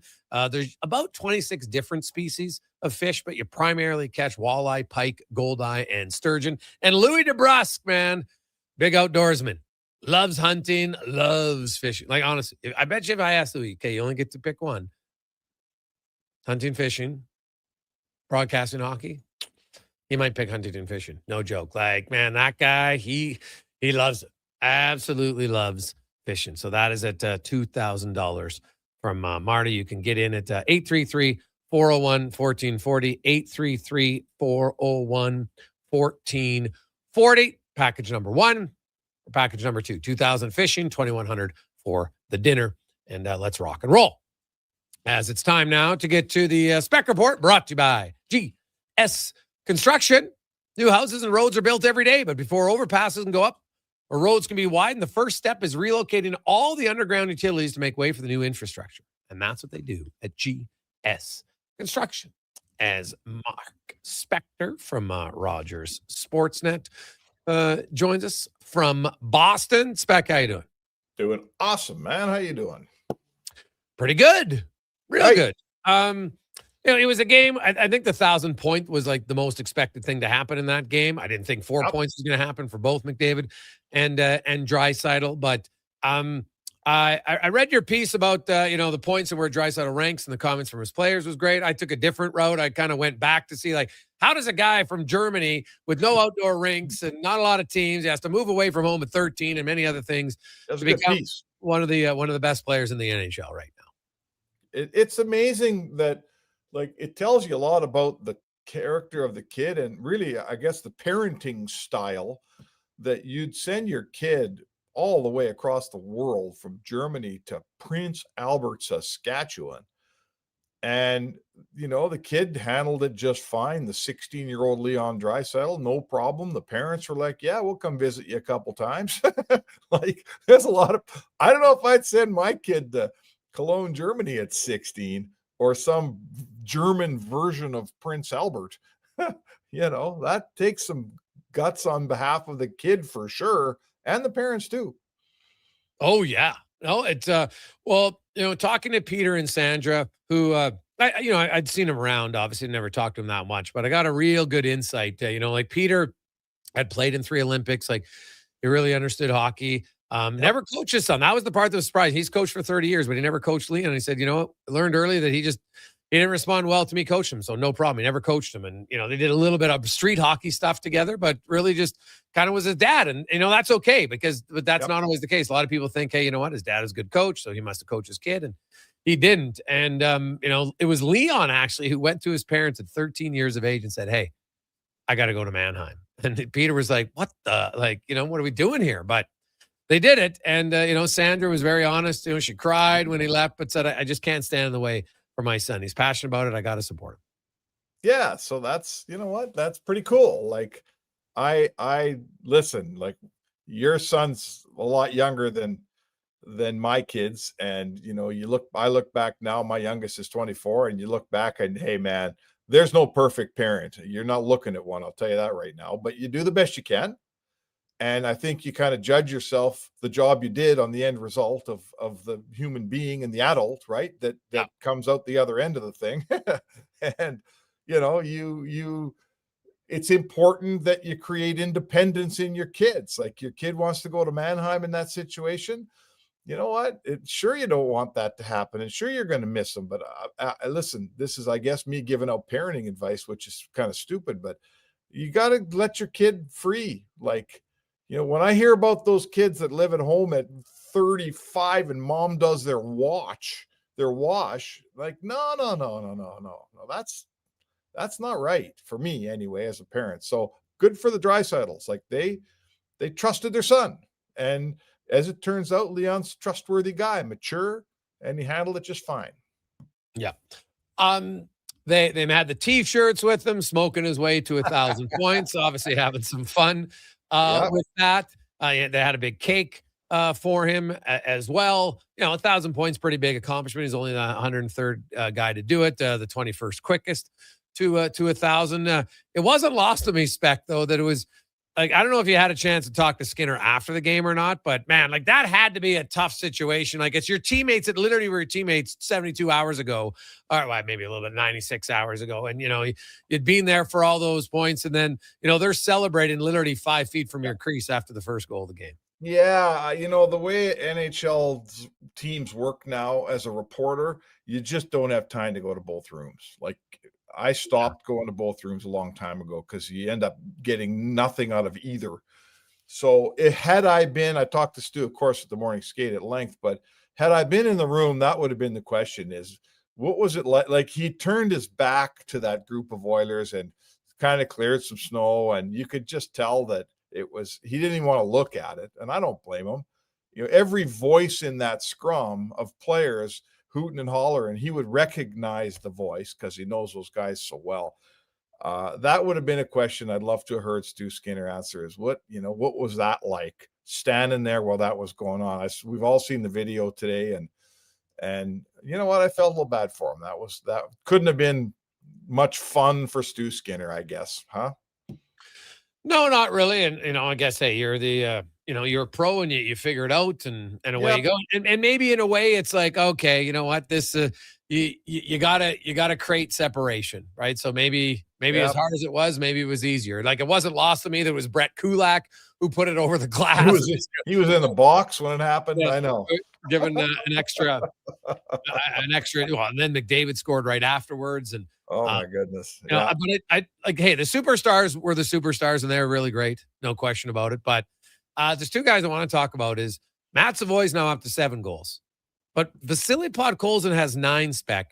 There's only 21 forwards in the NHL who have more 5-on-5 goals than Podkolzin. Wow. Like, he is playing like a legit top 6 productive winger at 5-on-5. Good. And I mean, speaking of Draisaitl, right? This guy's been a project of Draisaitl's here for a couple years, and it's coming together. And he's, like the guy that got drafted in the first round by Vancouver, he was a very productive junior. I was at his World Junior, and man, oh man, was he good. And he scored, and no one could handle him. Wasn't that guy for the first few years, but you know what? He's only 24. Some guys, it takes a while. And all of a sudden, you got this guy you picked up for a 4th round pick, and he's starting to score. And a player, the quality and the as good a player as Leon Draisaitl loves this guy and wants him on his wing every night. Like, that says something about you, man. That says something. So wow, who knows where it goes. Who knows how much he could score? Who knows if he doesn't produce like the guy Vancouver thought they were drafted, right? Who can? I'm not holding him back. Who knows what Vasily Podkolzin turns into? But he's already a damn valuable player for the Oil for sure. Oh, yeah, he is. Well, he's just getting better, right? He's a young player. He's a really young player who works hard. Like, the one thing, no one ever questions the work ethic of Podkolzin. In the games, like, he's dogging on the puck, man. Like, the guy just seems like he has an end. Like, he never seems tired in shifts. It's very impressive to me. But it's more so his work after practice, before practice, on just trying to get better finishing.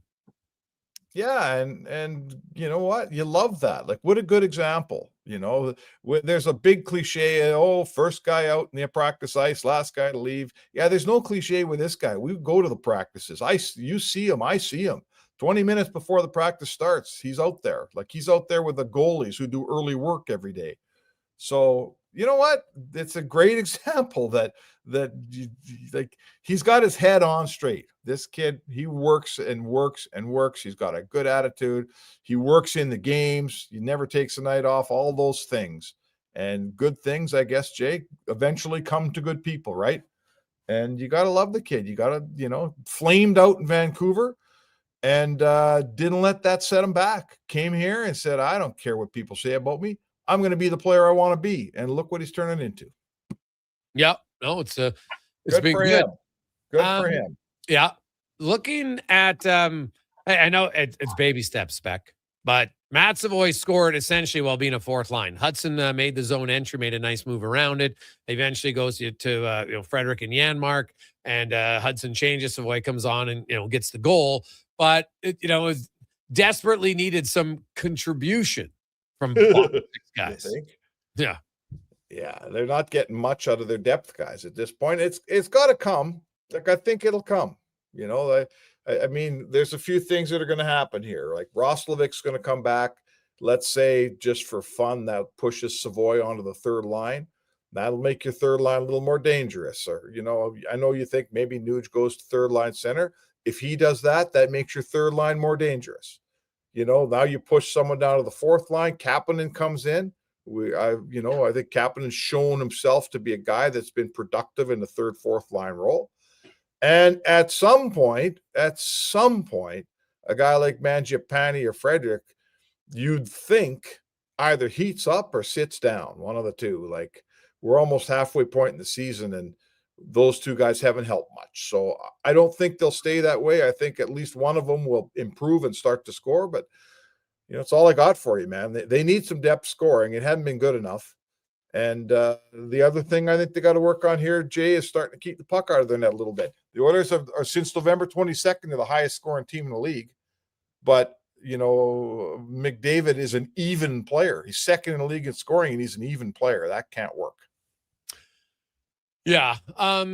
Well, it really started in the month of October, right? Like they were so bad 5-on-5 and giving up a lot of goals and even strength that it hurt them. But I agree. Like the thing is lately, like you look at the Toronto game, the Oilers dominated the whole game. Toronto scores late, in the final minute, 6-3. Yeah, they're giving up some cheap goals. Some cheap goals at the end, right? Like they had that game pretty much in control. And those late goals, people are going to look and say, "Oh, Tristan Jarry save percentage." Tristan Jarry, up until the Oilers don't fall asleep. Now he's made some big saves early for sure, but I've actually liked his two performances. Hey, listen, he's making the saves when they count. And yeah, they're getting some cheap goals at the end of the game, but no, and Pickard in Montreal, this is where numbers don't tell the story. Pickard lets in 4 in Montreal. Oh my God, was he good? They had no business being that hockey game after 2 periods. And I think the score was 2-0 for Montreal. They're totally in the game because Pickard stopped 4 breakaways. So, listen, I think a couple things have to happen, and I think they will happen. Some depth scoring's got to emerge from somewhere. I think it will. And, I just looked at their top 5, their top 5 unit. That would be McDavid, Hyman, Nugent Hopkins with Ekholm and Bouchard. That's sort of their top 5 guys, right? Well, in that group, there's nobody that's better than +3 right now. They get all the ice time. They score the majority of the goals. They're on for all the important minutes, or most of them. Mm-hmm. That group's got to play better defensively. They got to keep more pucks out of their net. I think that's fair to say. I would agree with you on that. What have you made of Regula's game lately? It's kind of funny, eh? Just at the start of this road trip, like in Toronto, didn't it start in Toronto? Started in Toronto. Yes, started in Toronto. He really played a creative game. Gave up, made a bad play. Tavares got a breakaway, got stopped. But all of a sudden, I thought he was hanging on to the puck and moving the puck. And geez, I thought, wow, what an awakening. And then he was the same in Montreal. Not bad. I think something's gone on with this kid where he's decided to try to be a little bit more creative, but he's also, in doing so, made a couple plays that went south on him. So he's not as safe, I guess is what I'm saying, Jay. He's not quite playing as safe as he was, and I don't mind that. I think it's time to come out of his shell. If he's got those skills, let's try him out. Let's, hang on to a puck, make a play. Sure, you're going to get burned once in a while. But you know what? If Bouchard can get burned once in a while, Regula can get burned once in a while too if he can produce offensively. Oh, you know what? Hey, you're going to have some errors. And really, Regula is a guy who's supposed to move the puck better. And earlier on, he wasn't. So maybe they're like, hey, man, just relax. Because you can't move the puck and then expect guys to never make mistakes. That's idiotic. Absolutely. Right? People who think, puck movers, that means they never move the puck to the wrong area. Of course, they're going to sometimes. I thought you know what it's like, but you also have to know the time of the game. It's the end of the first period. It's 2-0. You've controlled the period. You have he hit the linesman with that puck. Yeah, but the safe play was right up the boards, right? It was wide open. So that's what I'm saying. There's a minute left in the period to say, hey, you know what? We don't need to try. I get it, but guess what? You still hit the linesman. That's unfortunate, but there was wide open safe play on the boards with 45 seconds left. And so sometimes, clock management does matter. Oh, for sure. There's a time to put creativity away. You'll notice that a lot of goaltenders who go out of their net to catch a puck that gets rimmed into the zone, they don't do it on a PK because they're outnumbered, and if something goes sour, it's a bad idea. That's kind of game management. And you're right. I watched Regula. He drilled that linesman with a puck. It wasn't the linesman's fault. He had nowhere to go. He hit him with a puck. So yes, I mean, let's face it, their clock management, you play a little different in the last shift of a period than you probably do in all the ones that precede it, and I don't mind that. Spec, enjoy Boston. We will chat with you at the May. All right, sounds good, brother. There you go. That's Mark Spector, the Spec Report, brought to you by GS Construction. We got some more bids in. Ed is in at $2,200 now on our Vivo Ristorante dinner with Principe and Michaels and Louis DeBrus. There's 6 of you. There'll be 6 of them. You're going to have a great time.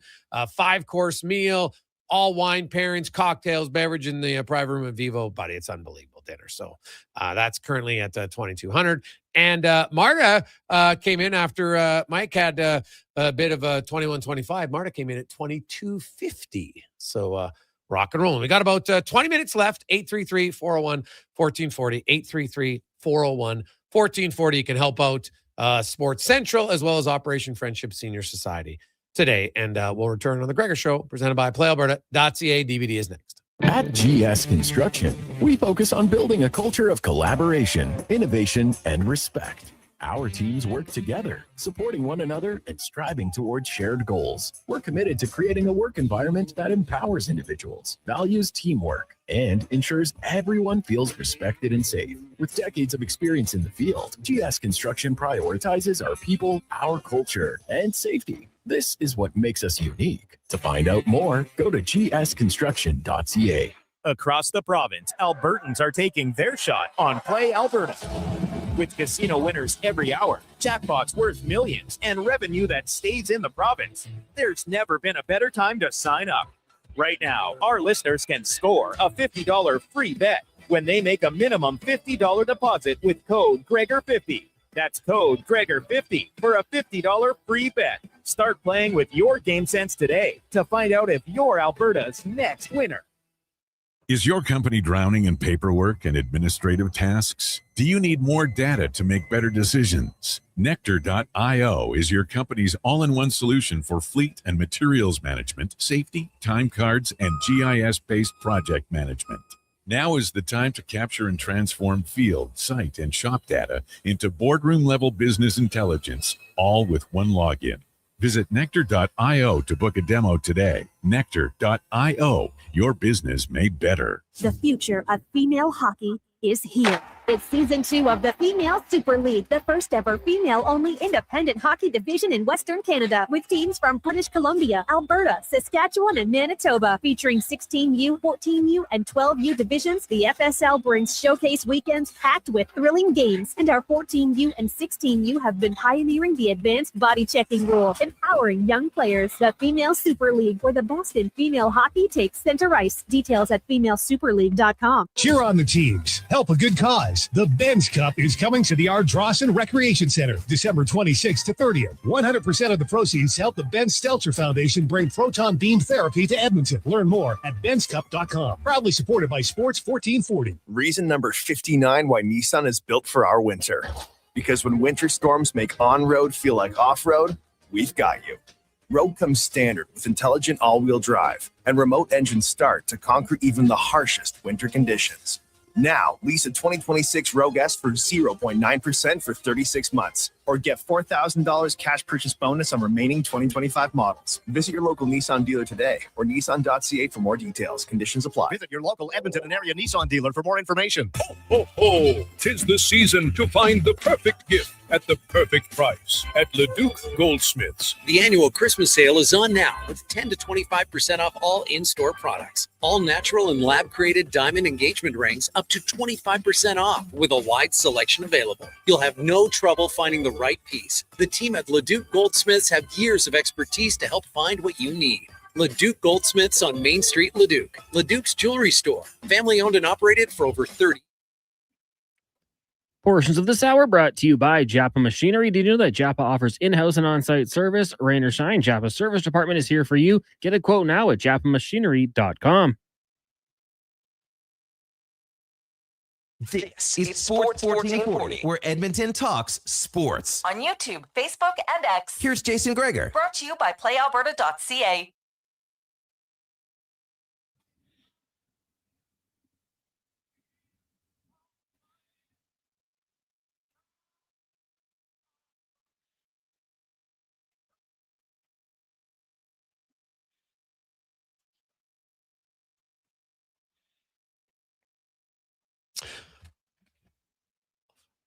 5:29.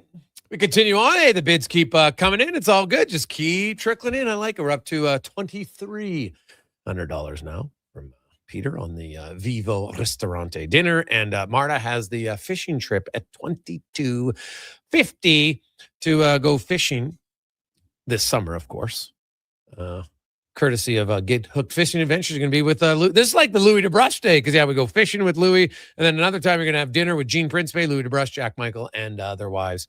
The dinner at DeVivo is 5-course meal, everything in your choice.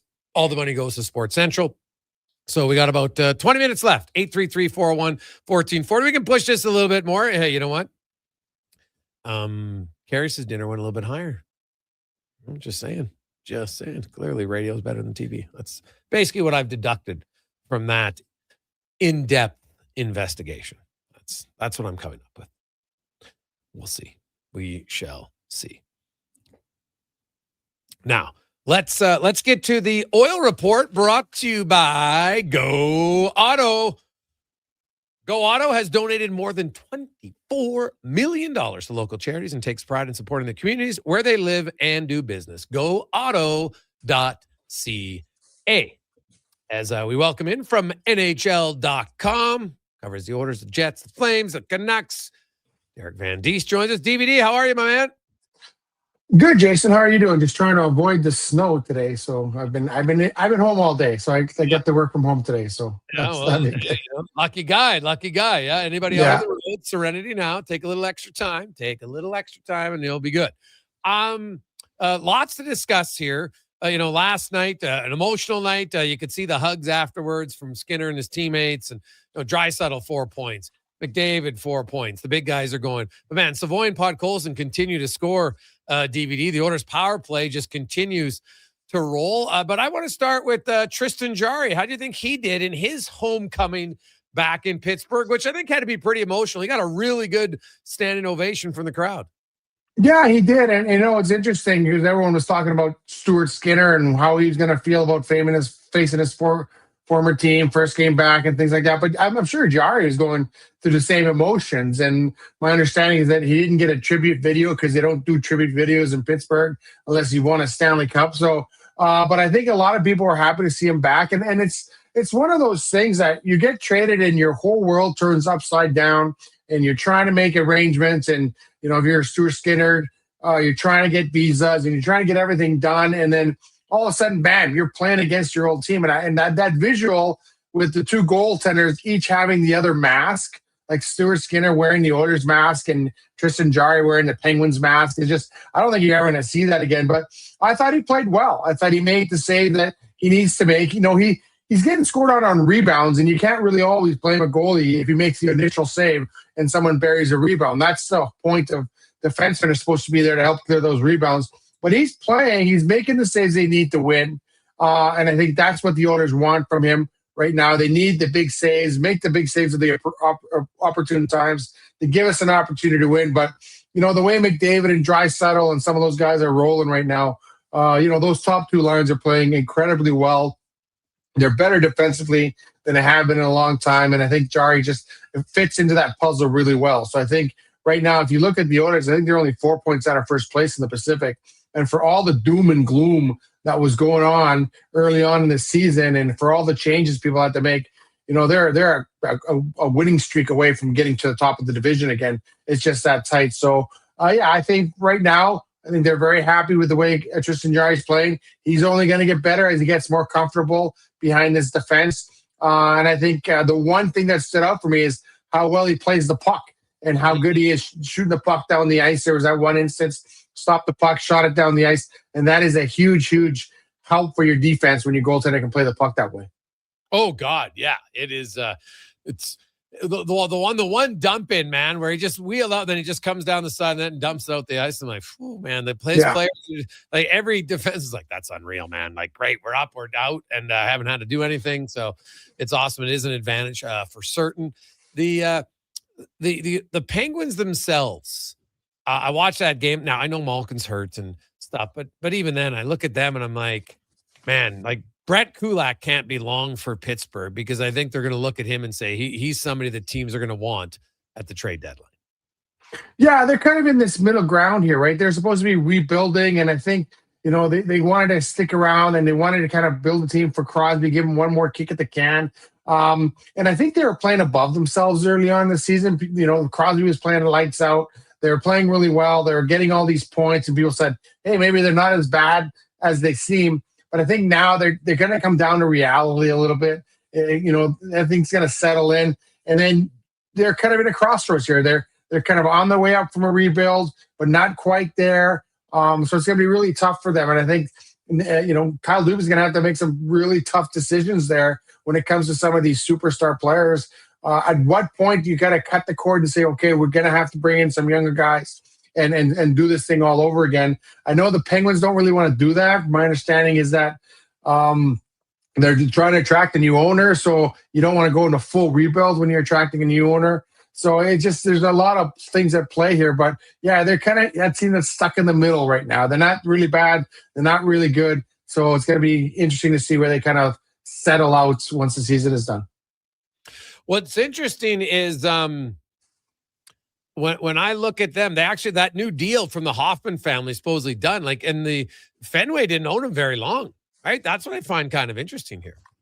Yeah, almost kind of like they took them and flipped them, right? So yeah, it's interesting to see, but obviously there's lots of things to be kind of done before it's all settled and done with. So, but I think the important part of it is, from my understanding, they didn't want any retained contracts. That's why they couldn't retain money on Jari, and they don't want to bottom out because it's tough to sell tickets for a team that's bottoming out. So yeah, a lot of things come into play there. But kudos to them. They're Crosby's playing great at 38 years old. They're still a competitive team. They were playing really well until they started blowing leads. Like I was watching that game against the Sharks, 5-1. I was like, "Oh, this game's over." I flipped it to another game, came back, and it was 5-4. And I was like, "What is going on here?" They lost that game in overtime. So, holding on to leads has been a problem for Pittsburgh lately, which they didn't have that problem yesterday because they were chasing the game the whole game. But yeah, they got to kind of figure that out. Yeah, no question. Derek Van Diest joins. DVD, I haven't had you on, and I know that you cover the Canucks as well. Then since the Quinn Hughes trade, I actually think that deal's pretty good for both sides. Vancouver, hey, you never want to lose the best player, but they got 3, NHL players, and they get a first-round draft pick that if their scouts use properly, that could be a 4th player. Like that, it's not a terrible return when your star player says, I'm walking in 18 months. No, I think it was quite a good return. I think they got, you're right. They got 3 first-rounders and another first-rounder on the way. So they basically got 4 first-round players for Quinn Hughes, who it becomes an unrestricted free agent at the end of next season. It could just walk anywhere, and he wasn't going to come back to Vancouver. So it's one of those things that they were dealing from not a position of strength. They were dealing from everybody knows he's leaving your team. But I think they got lucky that Minnesota said, hey, we need to slide in here with a deal that they can't pass up, and we got to take this guy. And if we're going to make a run at a championship, we're going to have to do it here. I thought it was a bold move by Bill Guerin. But I love the return that the Canucks got. And now they don't have to, they can expedite any sort of rebuild that they were thinking of because they already got 3 young first rounders and they're going to have another one. And they still got other young kids in the pipeline. Abbotsford won the AHL championship last year. So, they got some good players there. So suddenly what looked like, you're going to have to gut this team. You're going to go all the way to the bottom. You're going to rebuild from the top. Now suddenly that's expedited. And you're looking at this returning, like, those are 3 pretty good players they got. And we'll see how it goes here. But I thought it was a great return for Vancouver, a lot better than anyone else had set up. And I also think I admire the fact that Minnesota's taken a shot. We're going to bring him in here for 1.5 years. We're going to try to sell him on Minnesota. We're going to try to sell him on the organization. And hopefully he'll want to stick around for a little while after he becomes an unrestricted free agent. Everyone's talking about how, no, he's got to go play with his brothers in New Jersey. But right now, New Jersey's got to make some room. And yeah, it's nice to play with your brothers, but your team is not going to be competitive. Then it's not so much fun. So when Hughes is going to go to a team that can be very competitive right away, could be a cup contender, maybe they convince him to stick around and stay there and play beyond the end of his contract. Yeah, it's very. You know what? I think there's a very good chance that Bill Guerin, I'll be quite surprised because here's the thing: the more I hear everybody say, "Oh, I want to play with my brother," and I could see if it was Jack, but if he goes and plays with Luke and Jack, he basically kicks Luke off the first unit power play. Mm-hmm. And I just, you're the older brother. You look and say, man, so that's going to, I know he's got his contract, but that's going to impact his future earnings and all those sorts of things. I know that's a storyline that would he like to play together? Yes. Do I think it's going to happen in their prime? I'm actually going to say no. Yeah, you're right. I think this is something that could happen later on in their careers when they're done their maximum whatever contract they could get. Because I think all three of them, because I don't think you can fit those three contracts under one salary structure, and if you do, you're going to have to gut the rest of that team. And New Jersey's a team that's on the rise, and they believe that they're close to being a contender. They've slipped back a little bit this year, but yeah, this was a team that was bad for a lot of years. They built through the draft. They came up here. Now, do you want to blow it all up because the brothers want to play together? I'm not sure if you want to do that. So I think it's kudos on Minnesota saying, hey, they saw the situation, went, we're going to sell him in Minnesota. We're going to sell him on our organization. We're going to sell him on our team. We're going to sell him on our city.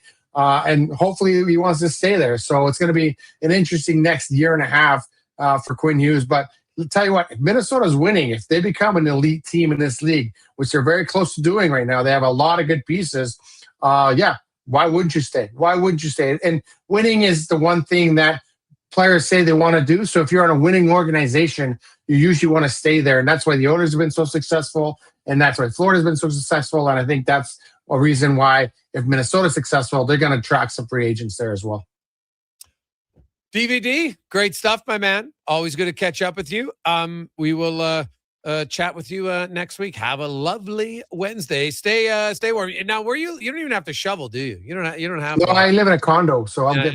No shoveling. For you, right? No shoveling for me. And I have underground parking, so my car's going to stay there. Just living it's not bad. The hard part's going to be for you to have to stroll down the street to go for a beer. Right? That'll be the toughest part. Put on your boots. Put on your boots. Yeah, the 3 blocks to get to the bar. Yeah, it's that's the toughest part. So we'll talk to you later, man. Have a good one. Sounds good. Thanks for having me on. There you go. That's Derek Van Dies from NHL.com. We've had some bids in some action. I like it. We're up. We went from $2,300, and now Marta's back in at $2,500 on our package. And I think Steven has the bid at $29 for the Vivo dinner. So we'll keep it going. 833-401-1440, 833-401-1440. We got about, be sure to answer your phones because Cons likes to call everybody maybe for the last bid, and we'll see where it goes. 833-401-1440.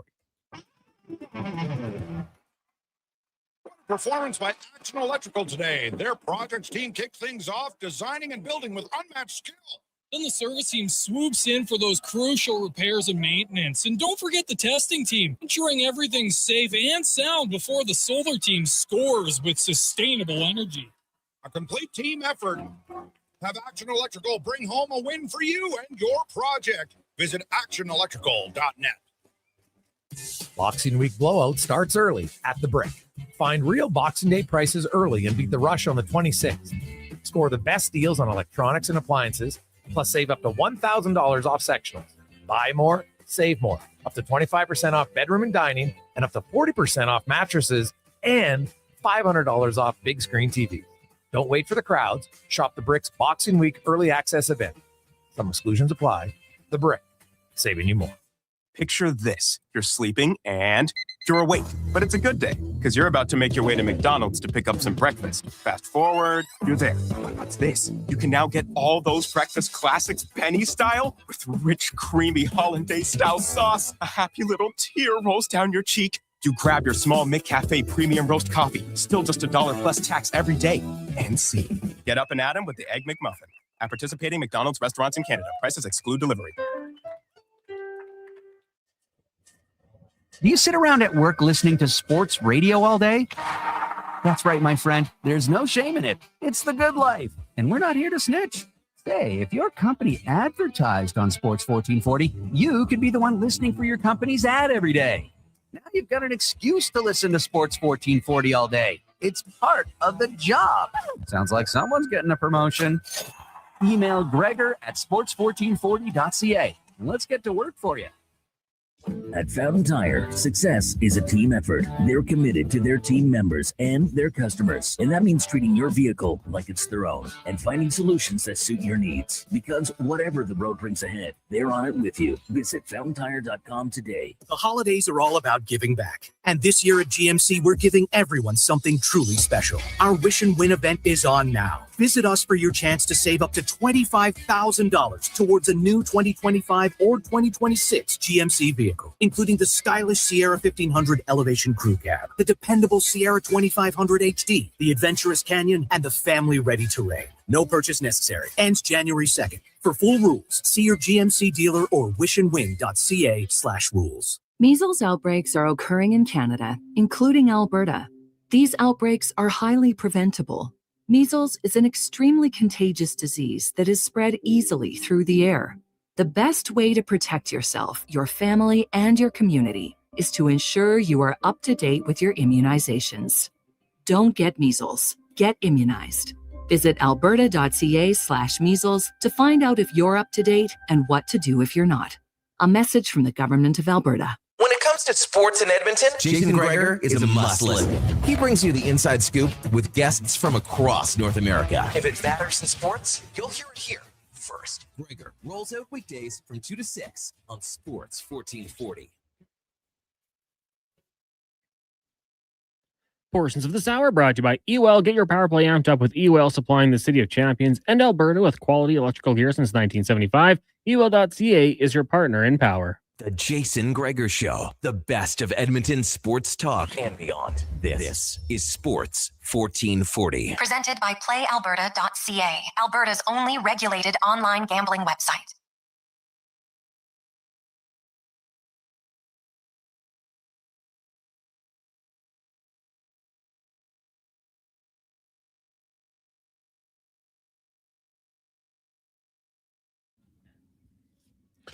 $5:46. Welcome back. Jason Gregor, Connor Halley, Sports 1440, sports1440.ca, YouTube, Facebook, X, and Instagram. Marta has it at 2,500, and I think Marta's going to get the fishing bid unless someone comes in out of the blue. But Con says we're at 2,900, I think, right now with Stephen. But Cons will be calling a few people that were bidding, and so be sure to answer your phone.